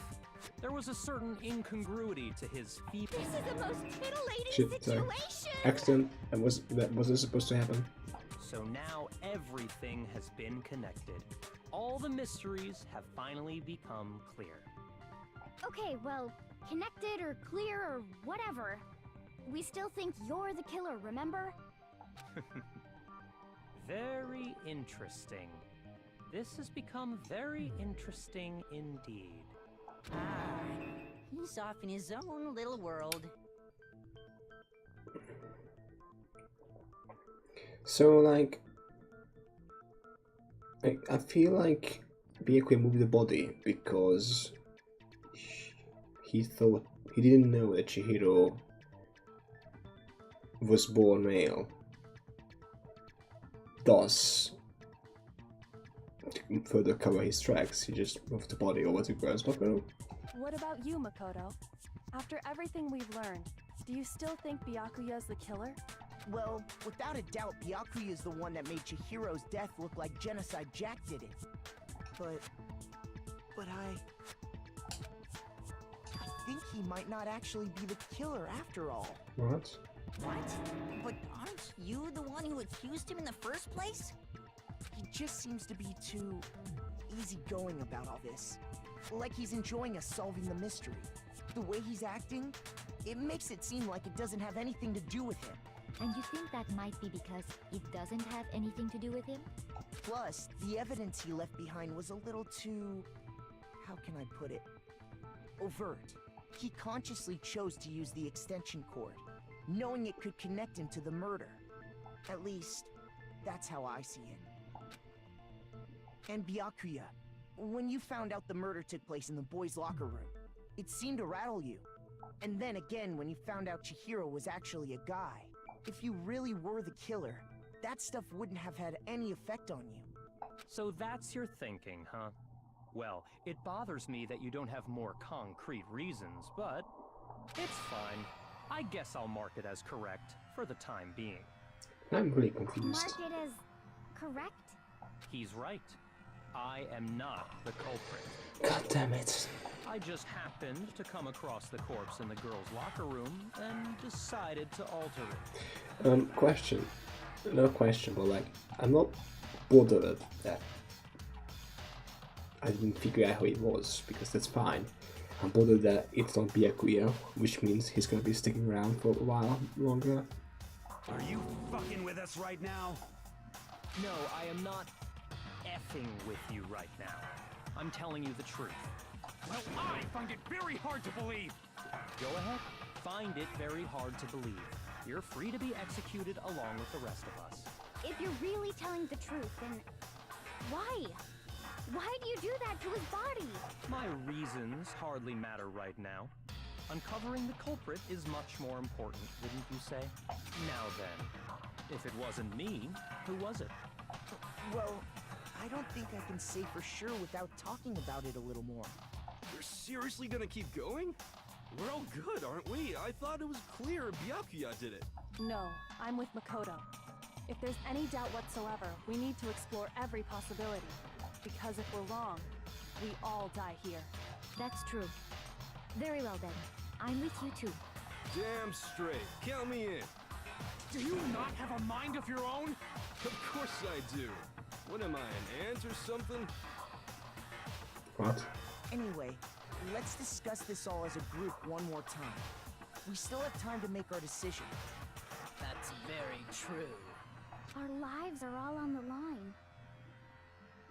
Excellent. Then shall we resume our game of hide and seek? What if Byakuya didn't do it? And who's the real killer? Who murdered Chihiro? There's one thing we can be sure that we know about the killer.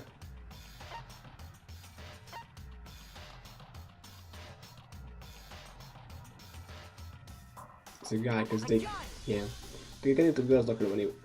Since the crime scene was the boys' locker room, they would need the boys' handbook to get in. Since Leon's handbook is apparently broken, the killer would have had to use their own, yes. In other words, it had to have been a guy. But that's still not enough, I need to find some more clues. Shit. Desk lamp, disappearing stain, Celeste account. Duffel bag, yeah, the duffel bag. Isn't there a single clue that might lead us to who did it? Nope. Clues are one thing, but did nobody get a look at the killer? I'm sure if someone saw the killer, they would have said something by now. Perhaps someone saw the victim at some point. Even that might be enough for now. Yeah. All we need right now is any kind of new info. What? Shoot! Right? Isn't there a single clue that might lead us to who did it? Well, clues are one thing, but did nobody get a look at the killer? I'm sure if someone saw the killer, they would have said something by now. Perhaps someone saw the victim at some point. Even that might be enough for now. Yeah. All we need right now is any kind of new info. It's over. It's all over. You want to know who saw the victim? The killer. And only the killer. No, what's wrong?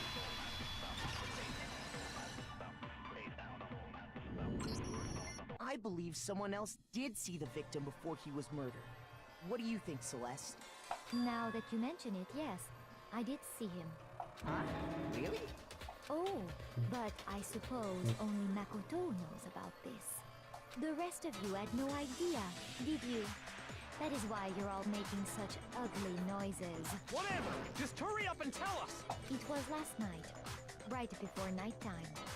I saw Chihiro in the dormitory warehouse. I saw him stuffing a track jacket into a duffel bag.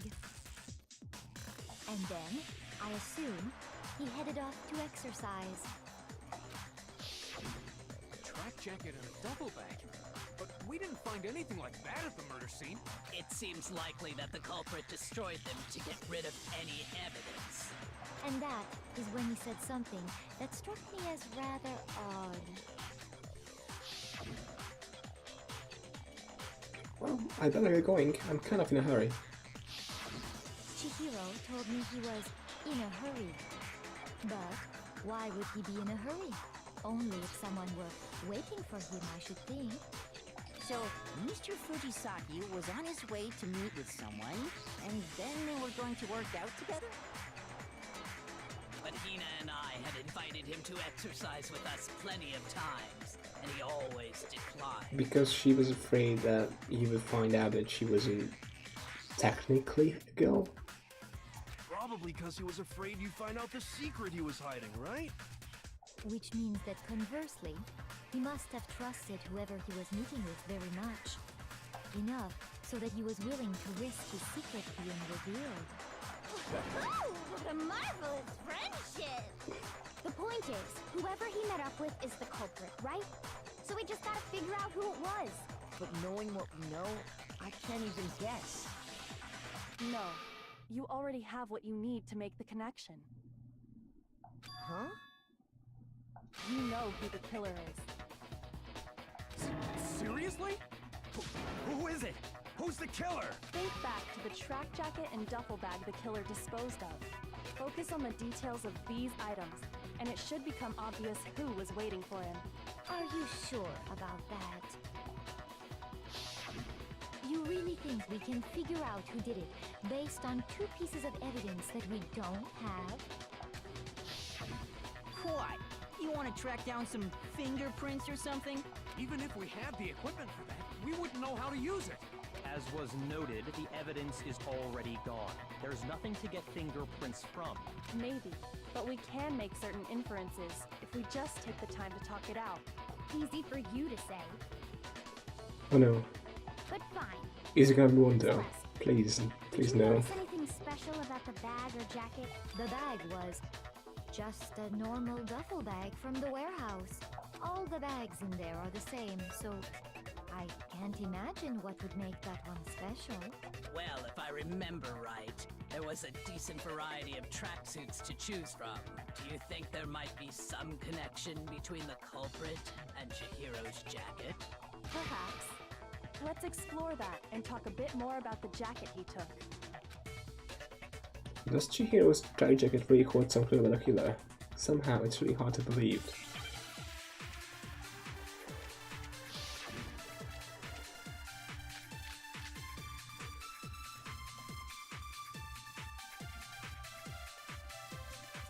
We have to scan something. First of all, we know where Chihiro was headed. He was on his way to go exercise. So next we have to ask, why did he choose the specific tracksuit that he did? What do you mean, the specific tracksuit? I got it! picked that tracksuit because it matched the one the culprit was wearing. So, what you're saying is, the killer was wearing the same blue tracksuit as him? My tracksuit is black. I don't even have a tracksuit. Cause exercising sucks. I have a white tracksuit personally. I got it from the warehouse, if you must know. Did any of that really help us get any closer to figuring out who the culprit is? No way. Not a chance. You heard him, right? What? First of all, we know where Chihiro was headed. He was on his way to go exercise. So next we have to ask... Oh my god. Why did he choose the specific tracksuit that he did? What do you mean, the specific tracksuit? I got it! He picked that tracksuit because it matched the one the culprit was wearing. So, what you're saying is, the killer was wearing the same blue tracksuit as him? My tracksuit is black. I don't even have a tracksuit. Cause exercising sucks. I have a white tracksuit personally. I got it from the warehouse, if you must know. Did any of that really help us get any closer to figuring out who the culprit is? Oh my god. No way. Not a chance. So that is kind of weak point, right? First of all, we know where Chihiro was headed. He was on his way to go exercise. Yes. So next we have to ask, why did he choose the specific tracksuit that he did? What do you mean, the specific tracksuit? I got it! He picked that tracksuit because it matched the one the culprit was wearing. Yes. So, what you're saying is, the killer was wearing the same blue tracksuit as him? Yes. My tracksuit is black. Nope. Shoot! Oh my god, no. First of all, we know where Chihiro was headed. He was on his way to go exercise. Yes. So next we have to ask, why did he choose the specific tracksuit that he did? What do you mean, the specific tracksuit? I got it! He picked that tracksuit because it matched the one the Oh, culprit was Buster. wearing. So, Sorry. what you're saying is, the killer was wearing the same blue tracksuit as him? My tracksuit is black. I don't even have a tracksuit. Cause exercising sucks. I have a white tracksuit personally. I got it from the warehouse, if you must know. Did any of that really help us get any closer to figuring out who the culprit is? No way. Not a chance. You heard him, right? What he just said with a... First of all, we know where Chihiro was headed. He was on his way to go exercise. So next we have to ask, why did he choose the specific tracksuit that he did? What do you mean, the specific tracksuit? I got it! He picked that tracksuit because it matched the one the culprit was wearing. So, what you're saying is, the killer was wearing the same blue tracksuit as him? No. Shoot! I don't get it. First of all, we know where Chihiro was headed. He was on his way to go exercise. Yes. So that's the count is. Next we have to ask, So that's the count is blue tracksuit and duffel bag.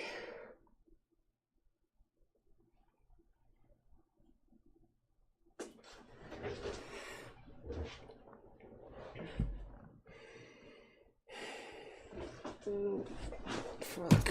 Shit.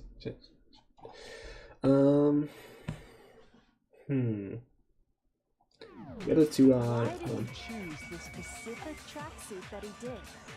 Just like no. This means stay What do you no. mean, the specific tracksuit? I got it! He picked that tracksuit because it matched the one the culprit was wearing. So, what you're saying is, the killer was wearing the same blue tracksuit as him? My tracksuit is black. And that. Shit. Do I have to take the same blue tracksuit? First of all, we know where Chihiro was headed. I'm really confused by this. Exercise. So next we have to ask, why did he choose the specific tracksuit that he did? What do you mean, the specific tracksuit? I got it! He picked that tracksuit because it matched the one the culprit was wearing. So, what you're saying is, the killer was wearing the same blue tracksuit as him? No, it's wrong.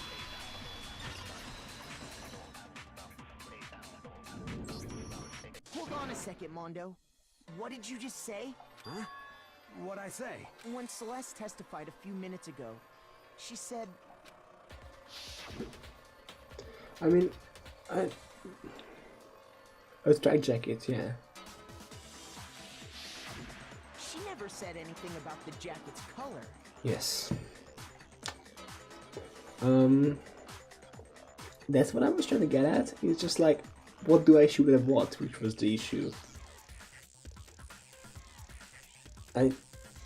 It might just be because I'm dumb. Or it could be like a bit, too well constructed, I don't know. So why did you say Chihiro's blue tracksuit? What are you just... Hey, Celeste, what color was Chihiro's tracksuit? As a matter of fact, it was blue. And before we began the trial, did you tell anyone that? The only one I told about any of this was you. Then, Mondo, how did you know what color Chihiro's tracksuit was? Because I'm sure you saw the clothes at some point in the investigation. No, that can't be it. The bag and clothes were surely disposed of by the time we began our investigation. Then the only reason he could have known what color the tracksuit was is if he saw Cherry with it before he died! That's the only possibility! Cherry? Are you talking about Chihiro? Yes, she is. So, how about it? Did you see the tracksuit or didn't you? Just by chance. I just happened to see it last night. He walked past me, and he was carrying the tracksuit in his hands. No, that can't be it either. According to Celeste's testimony... She stuffed the jacket into her bag in a hurry. It was almost like she was trying to hide it. And just like that, she was gone. When Celeste noticed it, Chihiro made a point of making sure the jacket was completely in the bag. If you just ran into him briefly, you couldn't possibly have seen what color the tracksuit was. It would appear you've dug your own grave. Perhaps. But you handed him the shovel, didn't you? That's why you said what you did. Focus on the tracksuit and it'll be obvious who he met with? What a bunch of nonsense. Ah, now I understand. It was all one big bluff, wasn't it? Your true intention was to draw a slip of the tongue from the culprit. That's why you said you knew who did it, to put them on edge. That's right. However, It's quite clever. Mondo was my target all along. I had my suspicions about him from the very beginning. But why? What made you so suspicious? That's a good question. Wait, I'm putting on Kirko now? What? That's cool. Because I hate him.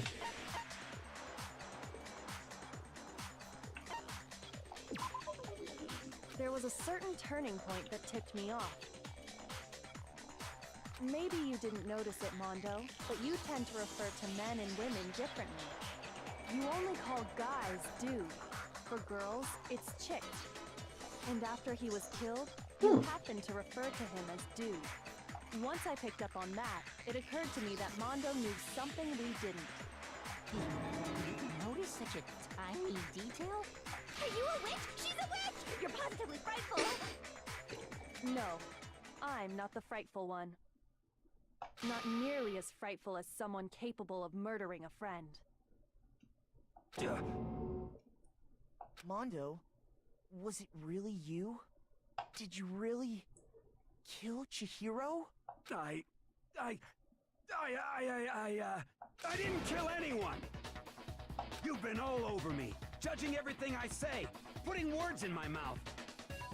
What gives you the right to treat me like a goddamn criminal? Yeah, he would never do something like that. This is a false accusation. It's true. My reasoning on that is pretty shaky. That was fast. Well, this does present us with a problem. It seems we are all out of leads. My time has nearly come. Oh my god. Is he gonna solve the murder? That's what my little ghost friend is telling me. Oh yeah, that reminds me. Hifumi, weren't you telling me you'd found some evidence? Hifumi ex machina. Really? What kind of evidence? Or Deus ex Hifumi, I don't know which one it is. Either one. Actually, now that I'm thinking about it here calmly, it might not be all that relevant. Jeez, does your confidence just get up and walk away? It's fine, man. Just tell us. If you really insist, then... here it is. What do you have there? It happens to be an e-handbook. I found it laying on the ground, so I scooped it up. You find it on the ground, right? They must belong to Chihiro. I got it! We know Chihiro's handbook was missing from the scene of the crime, right?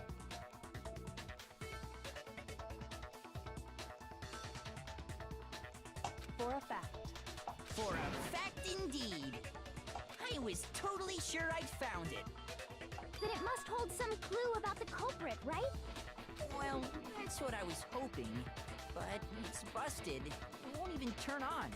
I imagine the culprit broke it to get rid of any evidence after the murder. That's odd. I didn't think the handbooks were quite so fragile. You're right. They're not. They're totally waterproof and shock resistant. It would take an awful lot to break one. And yet, this one does appear to be broken, as is Leon's, sitting useless in the main hall. For all your confidence, that is a remarkably high failure rate. Do you think there might be some kind of mystery in there somewhere? How precisely did the handbooks get broken? How did the handbooks get break? There's only one possible explanation. By exploiting a bug? Maybe it has some kind of bug you could exploit? Too bad for you, but those things have been debugged from hell and back. We couldn't afford to recall. I guess I should just delete the possibility of bugging. It's like I just embarrass myself in front of everyone. How did the handbook break? There's only one possible explanation. I got it! You already told us before that the handbook has one weak point, didn't you? You remember that? Sure, maybe I let that slip, but I never told anyone what the weak point actually was. But if the handbook is supposed to never break, and two of them broke in quick succession, Then we can only assume that someone's figured out its weakness. You know what the weakness is, right, Monokuma? So, what is it? You're asking me? I think it's a necessary piece of information if you want this to be a fair trial. But if I tell you, and someone else decides to copy it, that would be very not good. Just tell us already. Why would we want to break our own handbooks? Oh well, I have a weakness for pushy demands. But you're sure you won't follow their example? Then allow me to make a special announcement. The weak point of my cutting-edge e-handbook is... when it's exposed to high temperatures for too long, it will suffer a meltdown and totally break! I flippin' knew it! You knew it? Yeah, because I found the handbook laying on the floor of the sauna. The temperature in the sauna can reach over 200 degrees. Strange how you don't get burnt, huh? It's because as your sweat evaporates, it creates a cooling layer of air around your skin. Right! Mondo was in the sauna for a while, so his handbook probably broke. If the hot air of the sauna were somehow pushed directly onto your skin, you definitely get fried. That layer of air would get blown away. That's why you may feel a burning when you move around. So when you're in a sauna, make sure to keep nice and still. Life advice from Monokuma. Interesting. I learned one new fact today. That is a mere trifling speck of knowledge. Are we doing this now? It's just like fact of the day with Monokuma. Anyway, if you found the victim's handbook in the sauna, then the killer must have been purposely trying to raise its temperature in order to break it. Meaning the culprit somehow knew its weakness. But how'd they find out? Monokuma said he didn't tell anyone, right? Indeed. Quite the mystery. What if they found out by accident? What do you mean by accident? What if the killer took their own handbook into the sauna, not knowing its weakness, and it broke? They'd realize it was broken, of course, and it wouldn't be hard to figure out why. And once they had Chihiro's handbook, they knew they had an easy way to dispose of it. I won't say it's not possible, but who would have done something like that? I don't know of anyone who took their handbook into the sauna. I might know someone who did. Yes. Whoa, seriously? Dun dun dun. I think the one who may have taken their handbook into the sauna was... Might have moved ahead and into the sauna. But you could only have one person.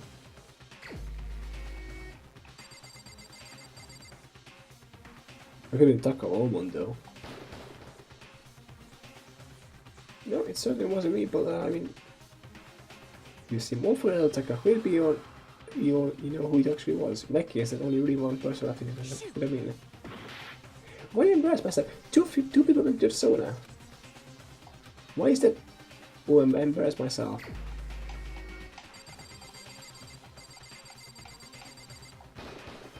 Here's my answer. Mondo, your handbook got broken in the sauna, didn't it? What? Why? Why do you keep accusing him? Mondo and Taka had an endurance contest in the sauna not too long ago, remember? And for the contest, Mondo just so happened to keep his school uniform on. Mm-hmm. But little did he realize, he'd also left his handbook in one of his uniform pockets. Right, because he did. Never mind, yeah. I didn't have his stuff on. And when it was all over, Mondo discovered that taking your handbook into the sauna could easily destroy it. No, wait, hold on. You've got it all wrong. He would never kill. I don't accept this. Show me the proof. The actual solid proof. I mean, I don't want to do it either, but I found something that proves it beyond a shadow of a doubt.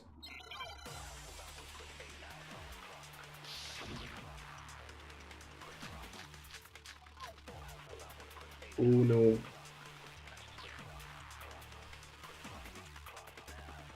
Let's test Makoto's assertion. If what he says is correct, then Mondo, you broke your own handbook.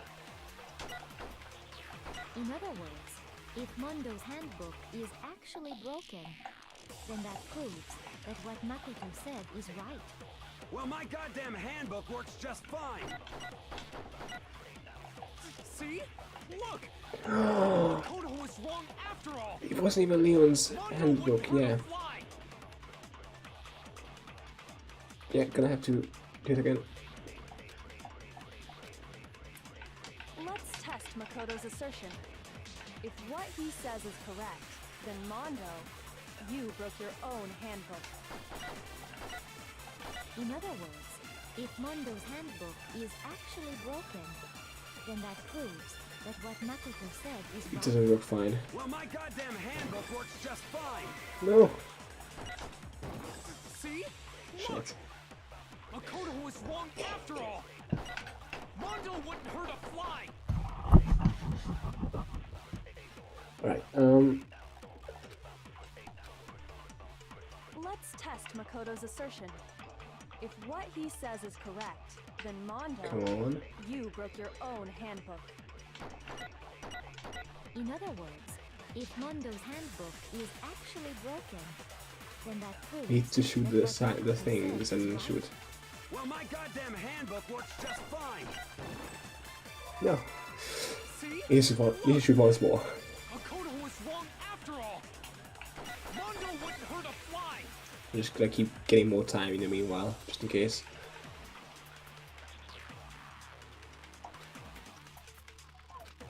Come on, come on, come on, come on, come Let's on. test Makoto's assertion. If what he says is correct, then Mondo, you broke your own handbook. In other words, if Mondo's handbook is actually broken, then that proves that what Makoto said is right. Well, my goddamn handbook works just fine. No. See? Look! Makoto was wrong after all. Mondo wouldn't hurt a fly.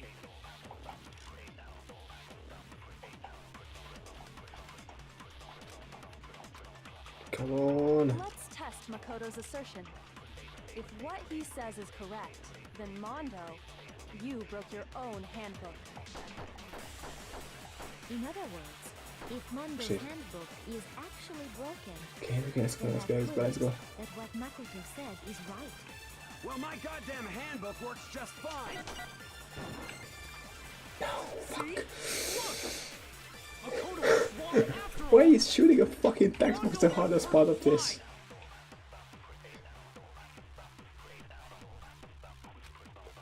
I need to shoot the things. Let's test Makoto's assertion. If what he says is correct, then Mondo, you broke your own handbook. Yes.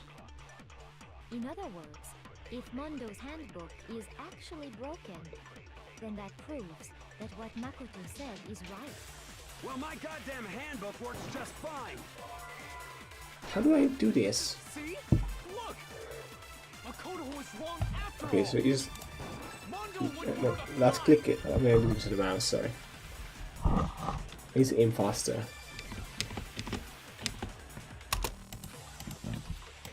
Yes. He's right with my silencer. Yeah, right click is my silencer. If what he says is correct, then Mondo, you broke your own handbook. In other words, if Mondo's handbook is actually broken, then that proves that what Makoto said is right. Well, my goddamn handbook works just fine. No. See? Look! Aim higher. Aim fucking higher. Was wrong after all. 2 minutes. Mondo wouldn't hurt a fly.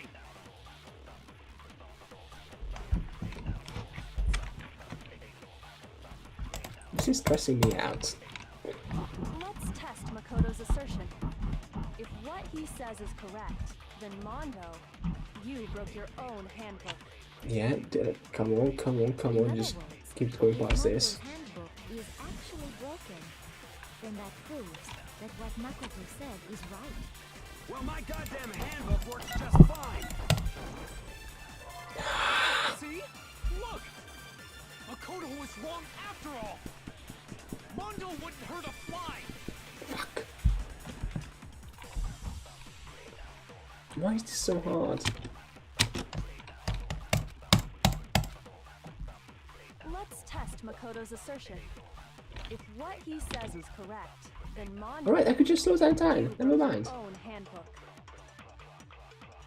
In other words, if Mondo's handbook is actually broken, then that proves that what Makoto said is right. Well, my goddamn handbook works just fine. Oh wait, I have so little time. Never mind. Makoto was wrong after all. Is space slowing down time? Yeah, space is slowing down time. Gotcha.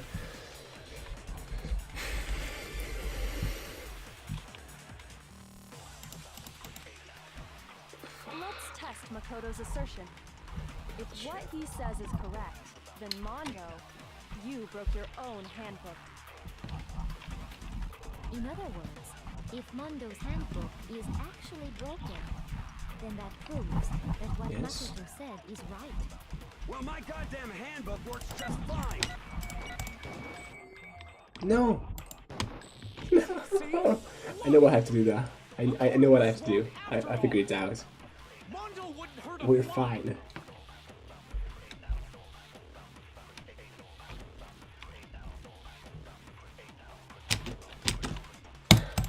Sorry about the keyboard clicking, I need to do this fast. Let's test Makoto's assertion. If what he says is correct, then Mondo, you broke your own handbook.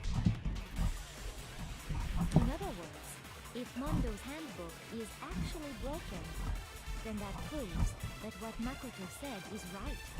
Well, my goddamn handbook works just fine. What? See? Look! What was that? Makoto was wrong after all! Mondo wouldn't hurt a fly!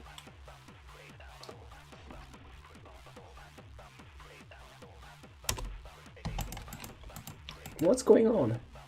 Let's test Makoto's assertion. If what he says is correct, then Mondo, you broke your own handbook. In other words, if Mondo's handbook is actually broken, then that proves that what Makoto said is right. Well, my goddamn handbook works just fine. There you go. For fuck's sake. Mondo, the handbook you have right now, is it really yours? The fuck is that supposed to mean? The broken handbook that was in the main hall, isn't that one actually yours? What the heck are you talking about? What I mean is, I think Mondo swapped his handbook out for one that actually works. I think he took Leon's handbook and replaced it with his own. After all, Monokuma said himself that Leon's handbook never should have broken. That's right! The punishment it suffered wasn't nearly enough to destroy it. So then, the broken handbook in the main hall is actually Mondo's, which would mean that the handbook Mondo has right now is actually Leon's, yes? But doesn't that violate the school regulation that says loaning out your handbook is prohibited? Well, here's how I look at it. There is a rule about loaning your handbook to another student, but if they're dead, they're not a student. It's kind of a gray area, I admit. But no worries. If anything, it just makes things more interesting. As such, I decree that exchanging handbooks with a corpse is not a violation of the rules. Thank you for the addendum. Well, Mondo, if I'm wrong about this, you're welcome to say so.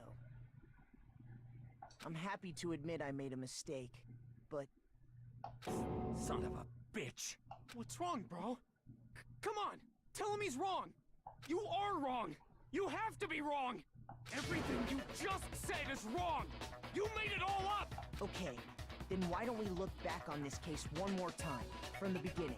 That way, everything will become clear, and we'll all see if I was right or wrong. Alright.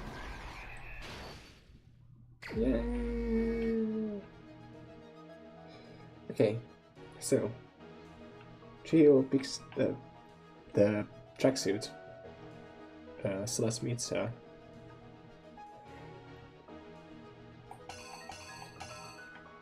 Then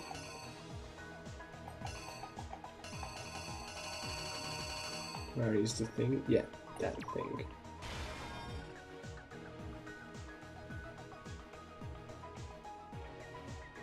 Yeah, so Celeste points out the thing. Chihiro hides the tracksuit. And then Act 2. Oh, yeah.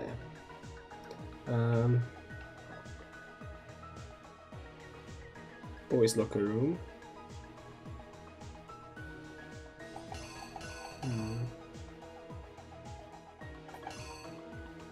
Yeah, Chihiro swipes to the door.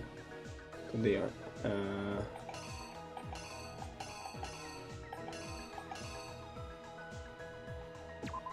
Like that, I think. Oh, what's the hints? Which locker room did Chihiro go into? Oh, never mind, that's this one. Just something everyone has to... Yeah, so first the card, and then the locker room. Yeah, they meet. Chihiro puts her bag in the locker.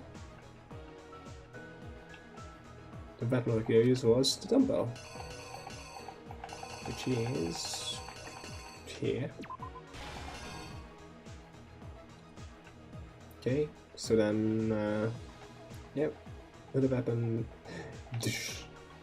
that's the sound of the matter.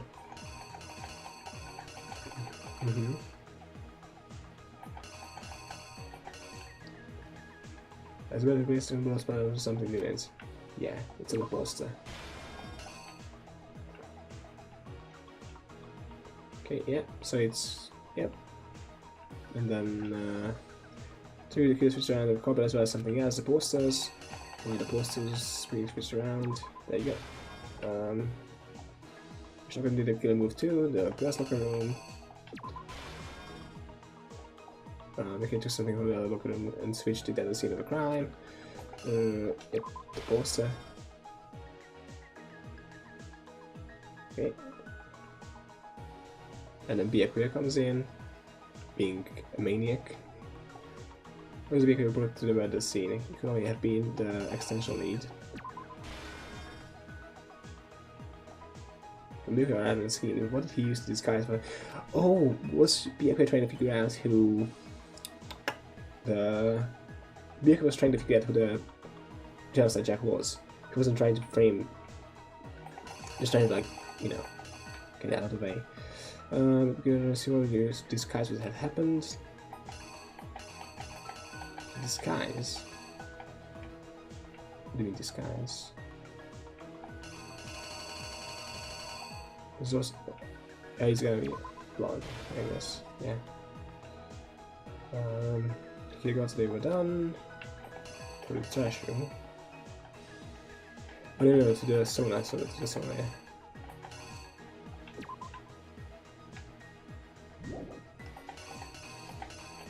Where's the sauna? That's the sauna. I think. And then... What happened to it? It broke.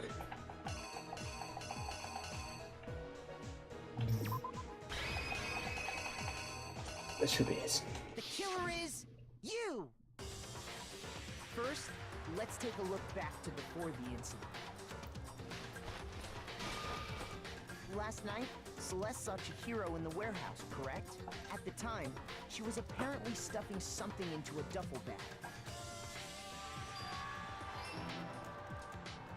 That something was a blue tracksuit. You can confirm this, right, Celeste?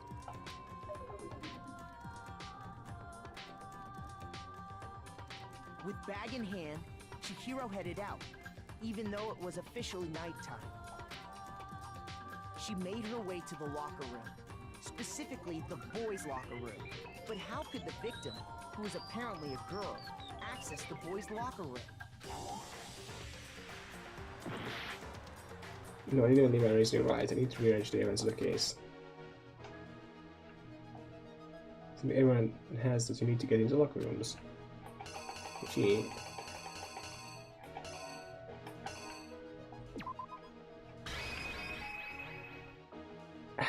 how am I supposed to...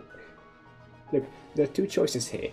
One is the handle being picked up like this, like this, and the other one is like swiping it down. The killer is you!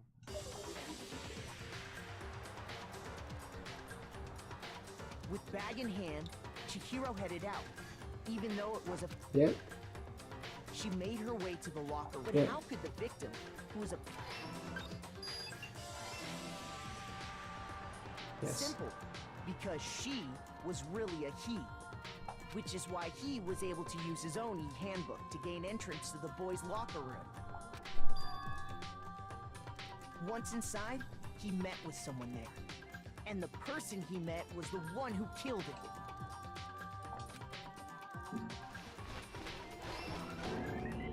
It seems likely that the killer grabbed the nearby dumbbell, approached the unsuspecting Chihiro, and attacked him. And that's where the bloodstains on the poster and carpeting in the boys' locker room came from. Yes.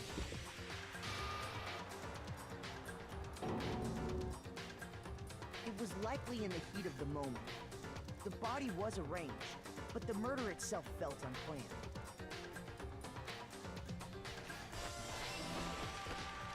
Which is why the killer hurried to try and hide the act. First, pulling up the bloodstained carpet. Then, removing the bloody poster.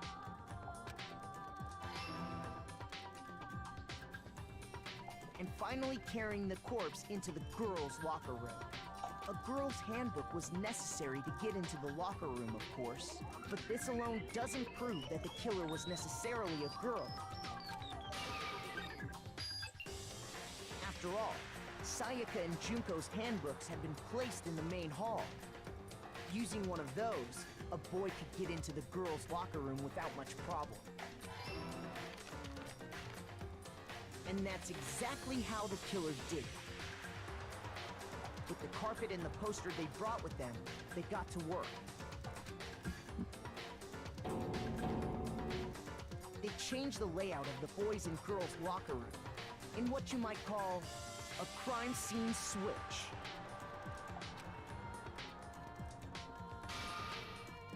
That could have been the end of things, but no. Byakuya discovered the body and decided to intervene in the situation, making things even more complicated.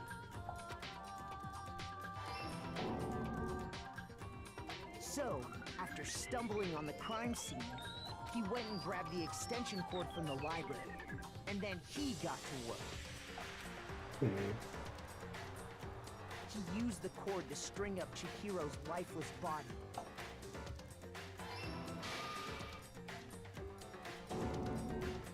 Then, using the victim's own blood, he left a grisly message there at the scene of the crime. He wanted to create the illusion that Genocide Jack was responsible for the slaughter. And around the same time that Byakuya was putting together this facade, the killer, having already disposed of Chihiro's bag and other belongings, arrived at the sauna. There, they planned to destroy the last piece of evidence, Chihiro's handbook. Yeah. And just as the killer expected, the steamy sauna was enough to ruin the electronic gadget. Yes. Somehow, the killer knew that the handbook couldn't stand up to the heat of the sauna. And the reason they knew that is because the sauna had already wrecked their own handbook. And that's how it all played out.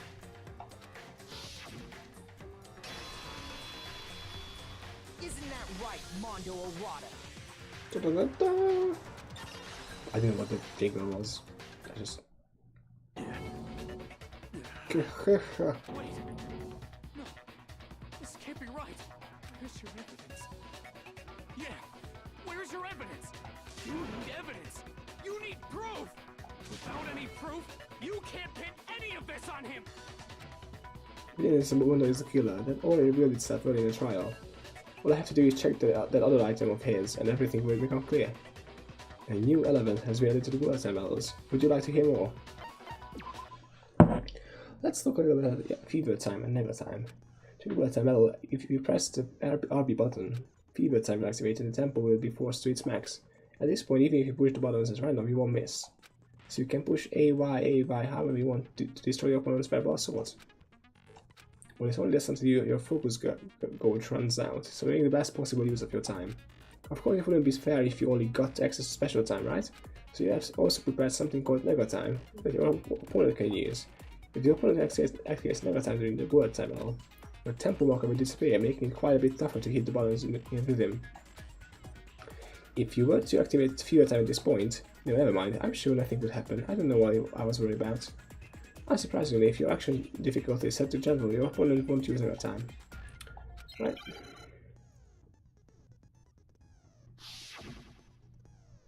Shit. Show me some evidence. You're wrong. I won't listen. I refute you. False. Show me some evidence. I won't listen. I refuse to vote. Show me some evidence. You're wrong. I won't listen! I refute you! False!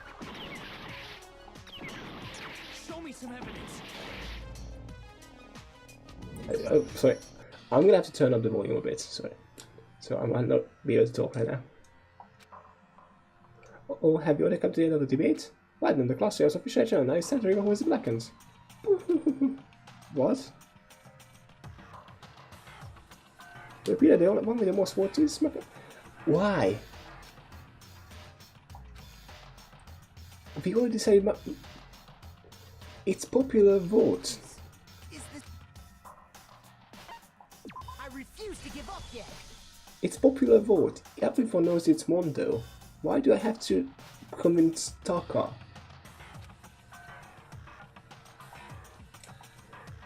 Right.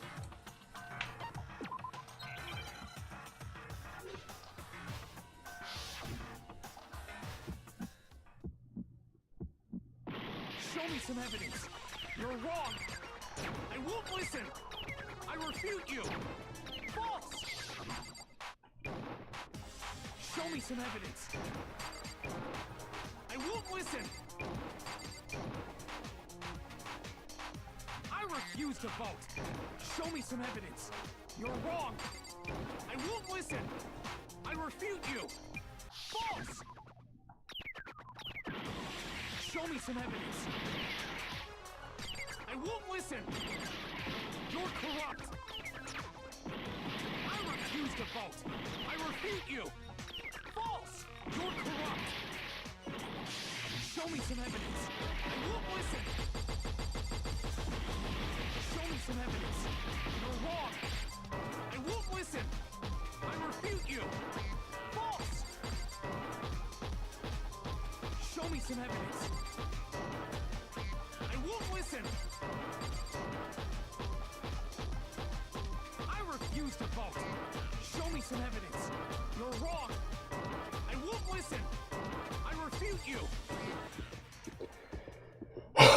Show me some evidence! This should prove it. Damn it. If my thinking so far is right... It's annoying because it would be fine if you just didn't see the timer, but also the character speaks in the meanwhile, so you kind of throws you up for them. And if you get a tempo down, the music stops for a while, and you have to wait for it to come back. In the meanwhile, you just get attacked, which is just... I think the music should just keep going on, and like just keep the music on all the time, and it will work well. But, I don't know. Mondo must have replaced his broken handbook with Leon's. In which case, we can just check each of our handbooks right now. Once we do that, we'll... We don't gotta do that. Huh? Yeah.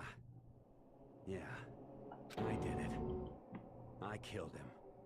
That's not the face he said it with.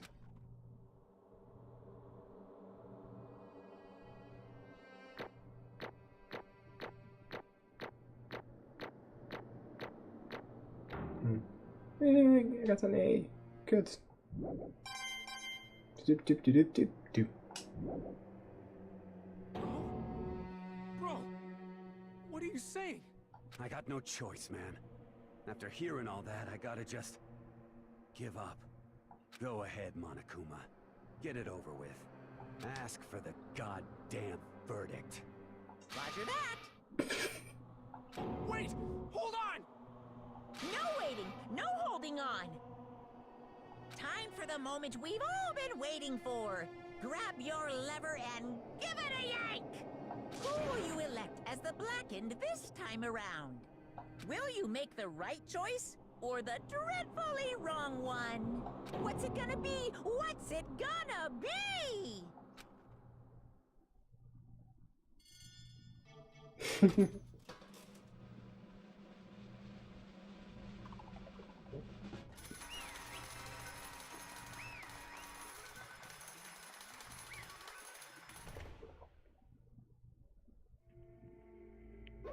What? Uh-oh, this time it looks like you got it right again. Yes, it is so. The Blackened that killed Chihiro Fujisaki was Mondo. Ta-da! case you're wondering, the vote was not unanimous. Kiyotaka chose the wrong answer. You're treading very close to the danger zone, Mr. Ishimaru. You need to be more careful. I refuse to believe it. There's no way he would kill someone. Sorry. What is this? Why are you apologizing? Why? Why?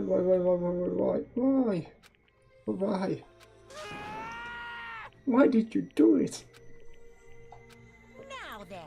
Well, it looks like Mondo's taken a vow of silence, so allow me to explain on his behalf. Actually... The story of the murder this time is the sad story of two men. Oh, but for anyone who doesn't really want to hear it, you can hit the B button to fast forward the text. Anyway, that was once a young boy, and his name was Chihiro Fujisaki. He had an extreme inferiority complex regarding his own lack of strength.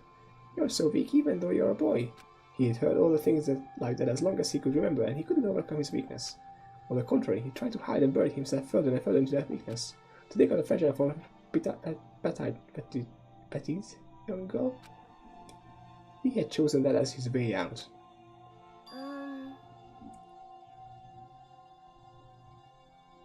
Now, nobody will be able to say anything about even though you're a boy, but no matter how tightly he wrapped himself up in the shell, the inferiority complex had already taken root deep inside of him and was not so easily weeded out. As it turned out, the shell was completely empty. The complex didn't disappear, instead it only grew stronger and stronger. I'm weak. Weak.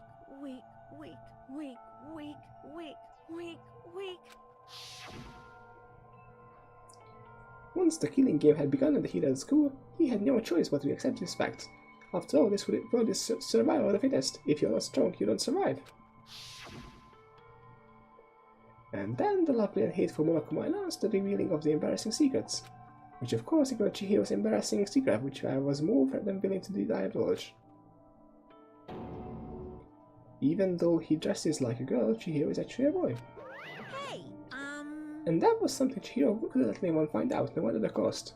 If that was revealed, it would have been the end. The hardened shell would crack, the armor would fall away. Without a doubt, those around him would torture him more than ever before. Everyone figured being thrust into such dilemma must have sent him spiraling into despair. And yet... I'm sorry. But I also don't want to leave things the way they are, so maybe I can talk about it later. I'll try my best to become strong, then I can tell everyone. Annoyingly, he used the threat of that discovery to motivate himself to become stronger. That's right. Now's my chance. I want to change. I'm going to get stronger and accept who I am.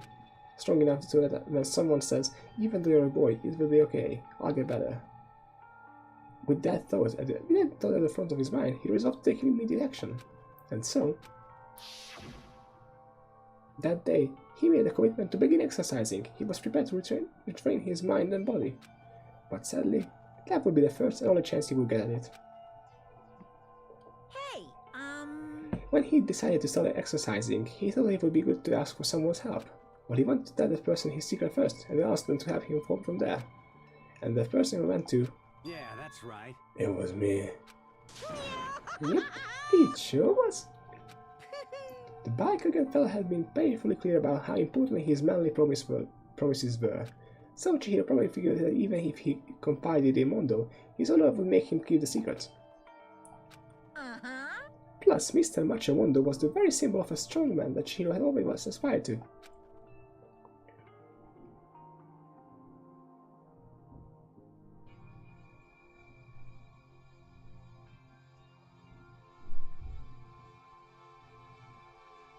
So, someone is downstairs. Maybe talking to Mondo about it will help give me some courage. So he went and asked Mondo to help him become strong.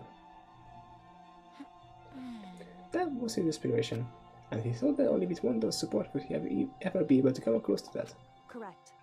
So then, that must be why Mondo did what he did, to keep the promise he made to Chihiro. Huh? Did what he did? You mean, that's why Mondo carried Chihiro from the boys' locker room into the girls' locker room? Indeed. Yes, that's exactly what I meant.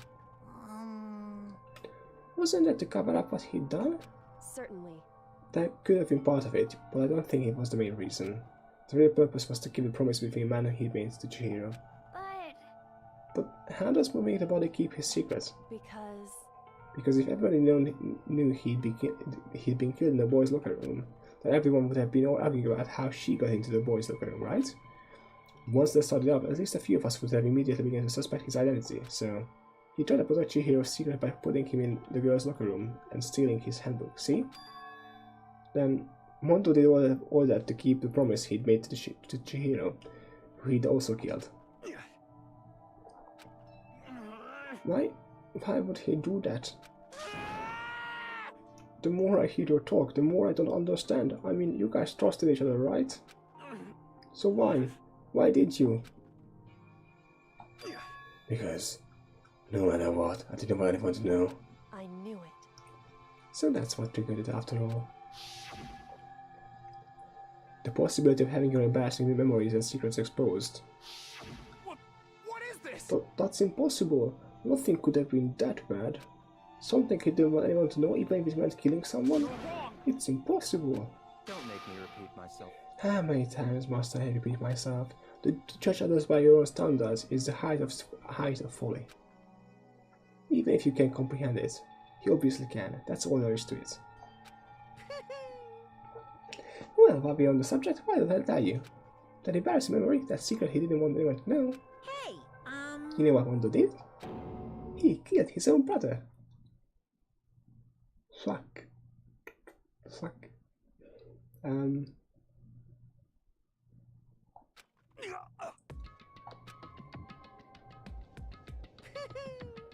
Mondo, the ultimate biker gang leader, makes all the hoodlums and riffraffs across the country tremble, but the only reason he had the chance to join a gang in the first place was because of a certain someone. Mondo's older brother, his name was Daya Owada. Mondo had nothing but respect for him. It was because of Daya, that Mondo ever got on a motorcycle. Mondo's brother was his only family growing up. He was the only one Mondo could trust or respect.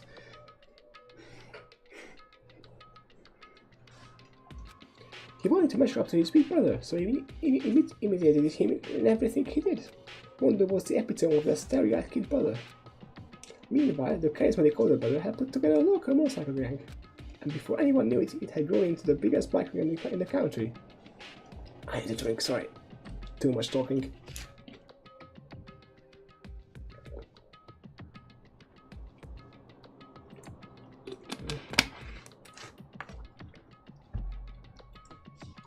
Daya, the older brother, number one in the gang, and his number two, his younger brother, Mondo. In the beginning, everything was peaches and gravy.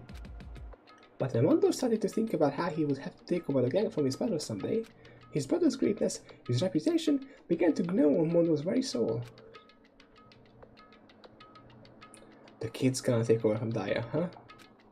Daya created this gang with his bare hands. Mondo's just along for the ride. Can someone like that really be our leader? All that'll do is make the gang look bad. Almost every day, Mondo heard the gossip and whispers all of the other members of the gang, which is why... I gotta get stronger. Stronger than Daya. Just one time. No matter what, I gotta win. Don't fuck with me. I don't care what it takes, I got a card on top. And on the night of his amazing brother's retirement ceremony, Mondo challenged him to a street race. But during the race, tragedy struck.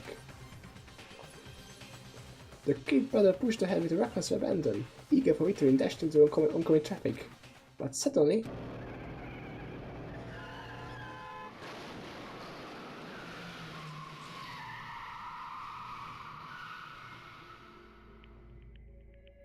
laying in his kid brother's arms, the older brother delivered his final words. My bad, kid. I fucked up. Sorry. Of course he knew it was his brother's fault, but I never blamed him for what happened. Hey, kid, the rest is up to you. No matter what, you gotta keep the gang going together. Because it's a team, you and me put together. It's a promise between men. decided to hide the truth of what happened from everyone else in the gang. In order to keep the gang together and keep the promise to his brother, he could never admit to anyone that it was his own weakness that had caused the accident. As a result, the team was made even stronger under the banner of the kid who's bested his big brother. Daya was going to lose to his kid brother, so he got stupid and got himself killed. That became the explanation for what happened. Mondo's lie became the truth. He wanted to leave the team so bad he was willing to tell all kinds of lies about his brother. I just... Strong. Strong. And yet... As soon as Lucky Linky began, he realized no matter how tough he pretended to be, he was just another weakling that could die in an instant.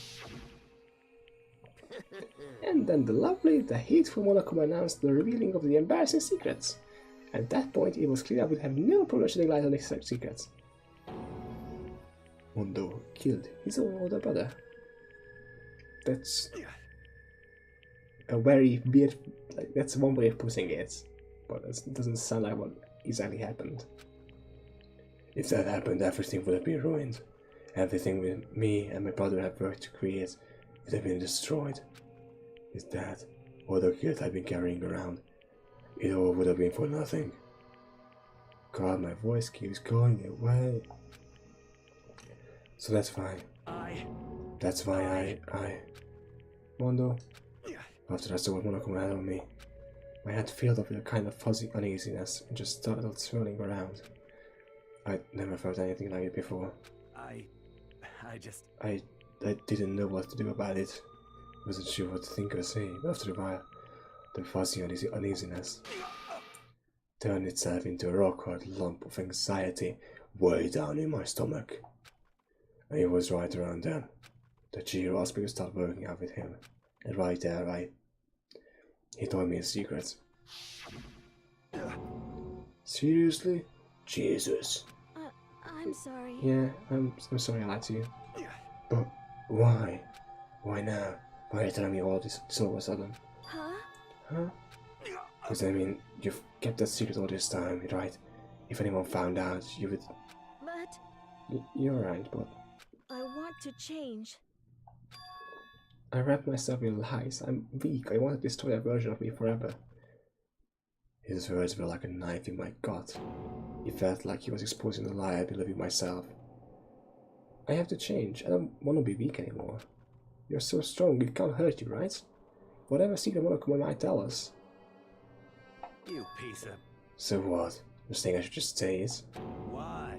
You're saying if I really am, I should just be able to tell everyone my secrets? Huh? I was jealous. I was jealous of Chihiro's strength.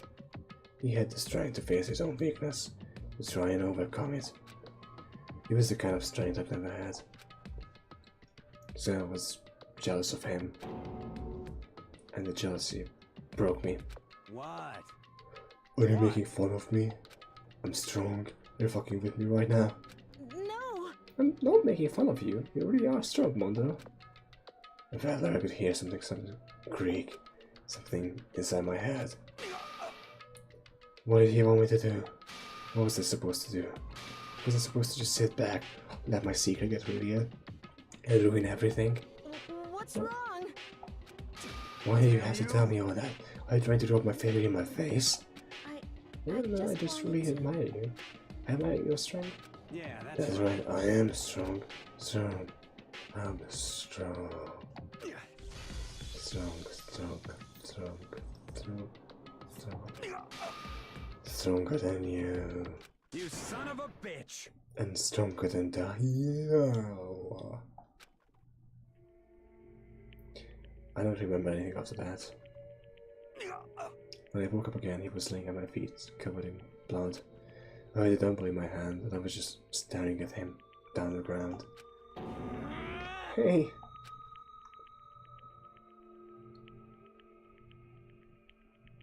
I get him. I killed Chihiro. Even after all this time, I'm still just as weak as I've always been.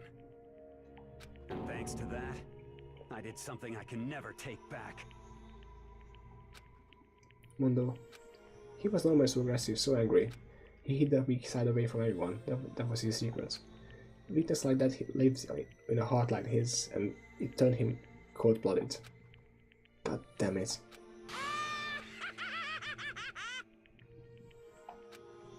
Look at him, you see? You're all just like him. For a secret from the past, for a memory. For that, he killed a living human in cold blood.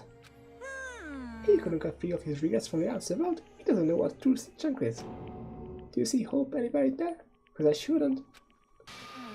You bastard. Just shut up and you son of a bitch. Go ahead, say it again, I'll dare you. Yep. Okay, I say it as many times as you want.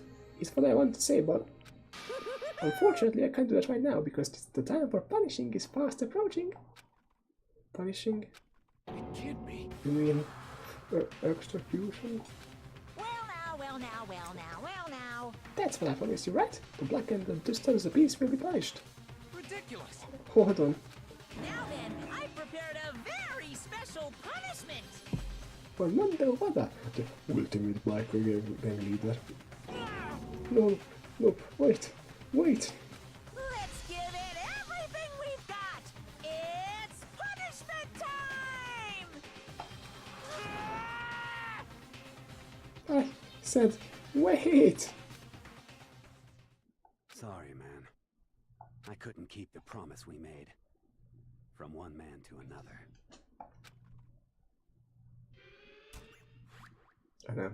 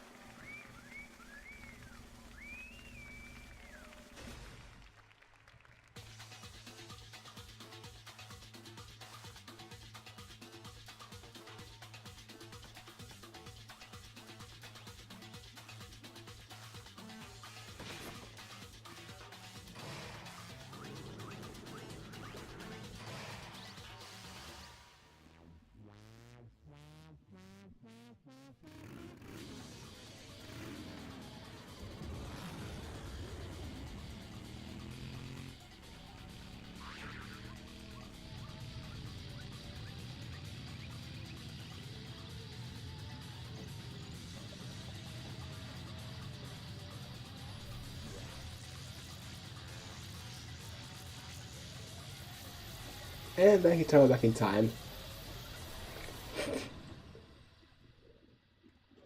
That was strange.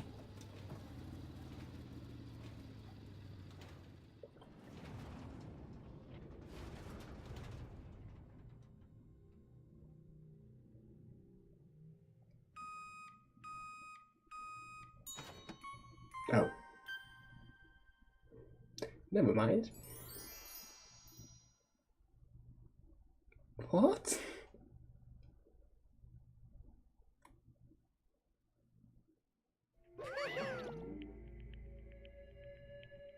Laugh at that and your soul will be forever at peace. I'm mostly just really confused. It can't be. My brother. Another murder, another execution. I want to feel again. Everyone's lives are taken so lightly here. I feel like I might be going mad. Maybe I'll just let it happen.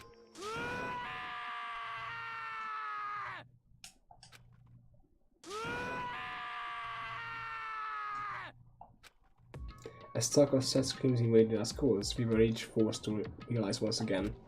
But of course he had to. What a disappointment. This is the end of the game. Byakuya? What is this? You're completely insane, do you know that? A game? One of our friends is dead. Do you realize that? Naturally. Of course I do. Because this game is life or death. Hey. I don't have anything to say to you. I don't have a response except that. However, I just don't understand why. Why did you go out of your way to disguise Mondo's crime? What? Why? Isn't it obvious? Because it made things more interesting. His voice was calm, emotionless, like the voice of death. It chilled me to the bone. Last night, when the murder took place, I was in the library as usual. Honestly. So you know the night I wrote too. That rule never mattered to me. I don't recall agreeing to it. There is nothing Nothing to be done. Well, I don't particularly care. Please continue.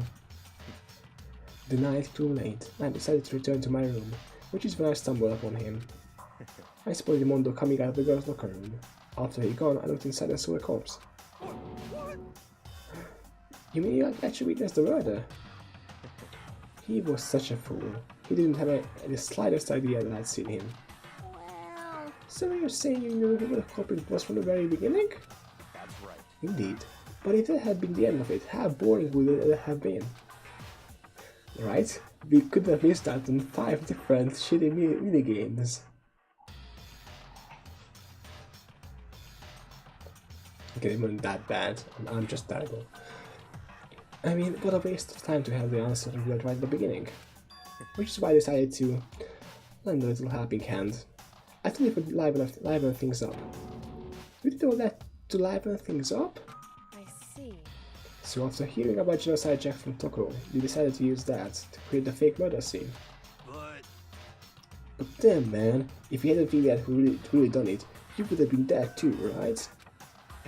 Well, obviously I would have revealed the truth before it reached that point. Of course. Mia can turn and look me in the eye. I could feel his sharp eyes piercing into me. Thanks to a certain remarkable someone it never did, and I was able to perform an interesting experiment.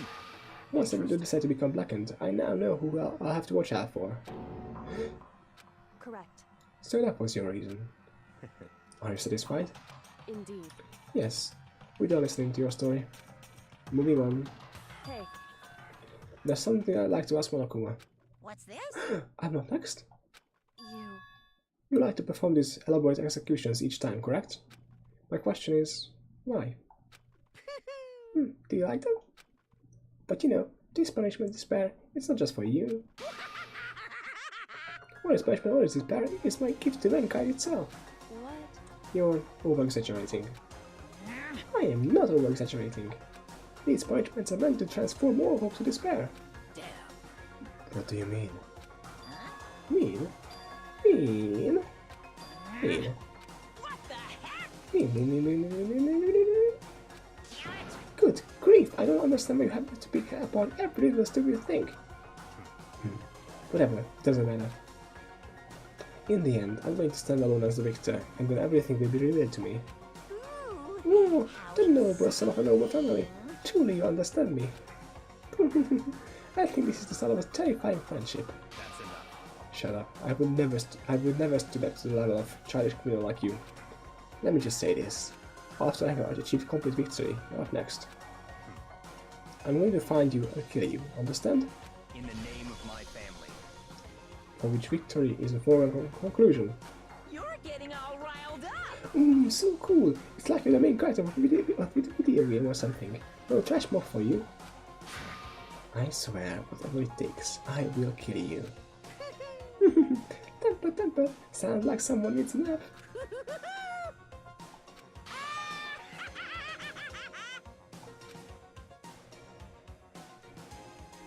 Orokuma's laughter peeled across the courtroom, and the curtain closed in the case of Chihiro and Mondo. But I knew that wasn't the end. The killing game would still continue. Because the master never let it end. For those of us who were still alive, our worst fear and despair kept on multiplying. It was the kind of despair that felt like a blind puppy in hell had more of a future than us. All of our courage, our effort, our friendship, it felt like it amounted to nothing at all. It was the worst kind of despair. Dun dun dun. Well, anyway, like I was saying, this is a pretty good spot. Yeah, a really good spot. Anyway, isn't it amazing how that girl went and killed someone before things even had a chance to get boring? Once things really get moving, it'll be like a roller coaster. There won't be any stopping it. Fear and despair charge forward at a speed nothing can hope to match. But I must admit, I'm disappointed. I went to all the pain and effort of making you part of the group, and you couldn't play your part. You do remember you were supposed to make the first move, right? Well, no biggie. Nothing we can do about it now, so just do your best to make things more exciting from now on, okay? What? After all, that's what everyone wants to see. There's one thing I'd like to ask you. As long as you don't want to know my measurements, fire away. Who is it? The 16th high school student, I mean. Ooh, my, you really took me by surprise there. I know I said you could ask anything, but super denied, ultra denied, demonic denied. Because you see, that's my ace in the hole. And nobody be dumb enough to reveal that, right? No matter how close they were to their friends.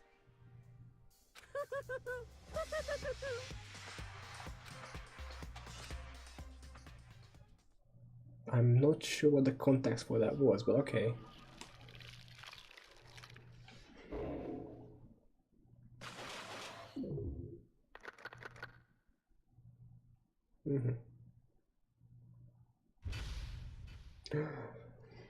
Okay.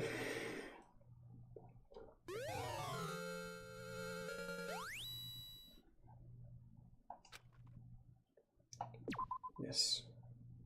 Gonna save. Question mark, was I speaking? Sniff. Sniff, sniff. I know I shouldn't cry. I'm gonna quit once I can, like, once I get to the walking part, because like, right now I just can't really. But I've had enough. I can't take it anymore. Getting out of here anytime soon. It's impossible. I can't let myself think about how much I want to get out of here. If I keep thinking like that, I might decide to.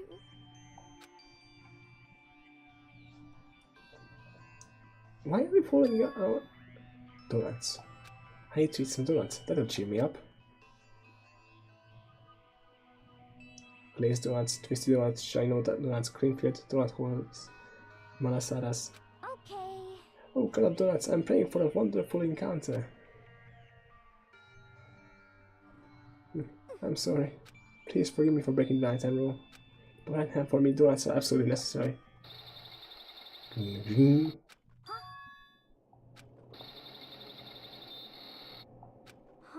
What's the sound? I'm really confused. It sounds like it's coming from a bathhouse. But I'm super scared, but... Is someone there?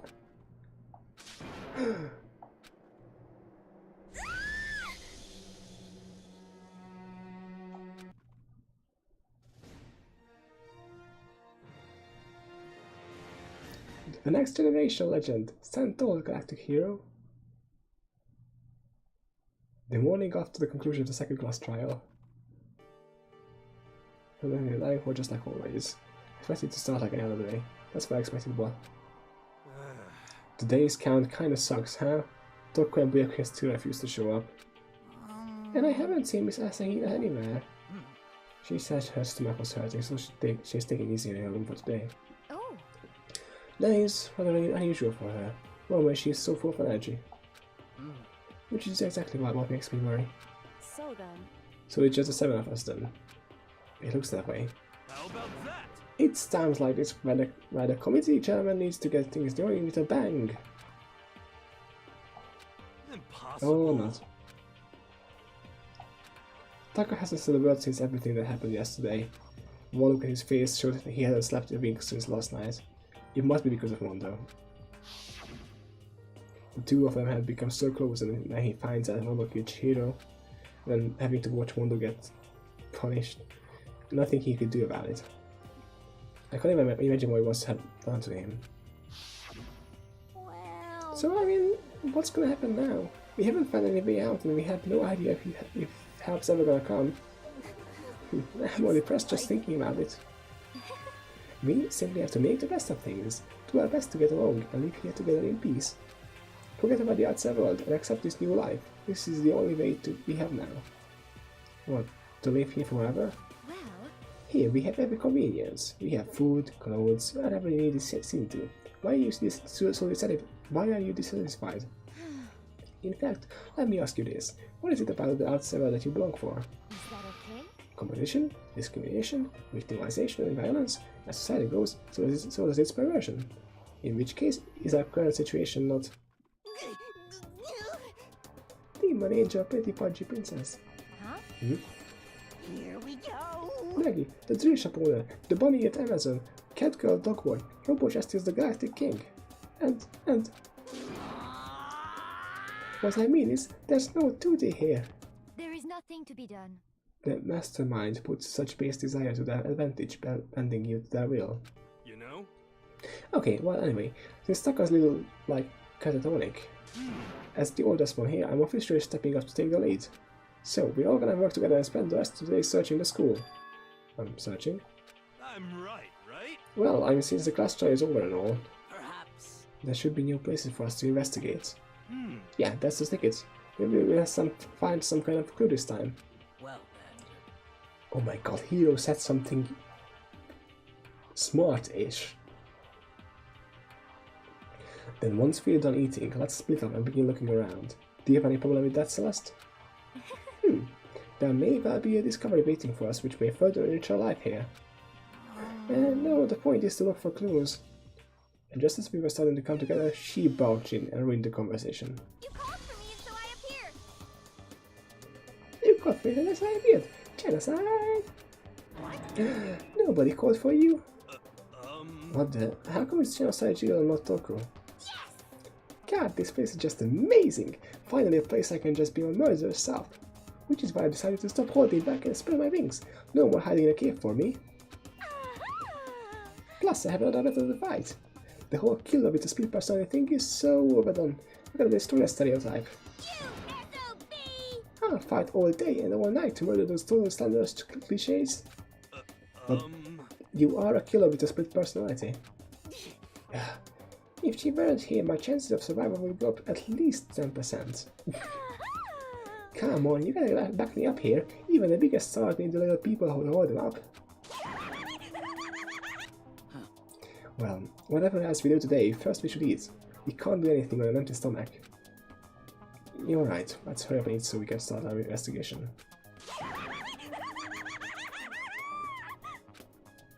Please. So we're forced to eat breakfast with the murderer. After a much needed but very annoying meal, we set to work looking around for the school.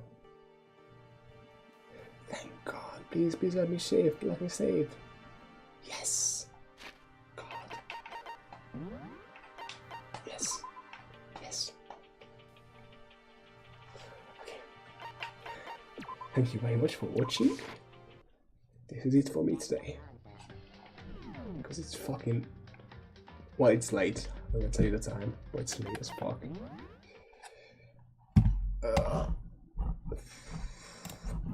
Alright, bye.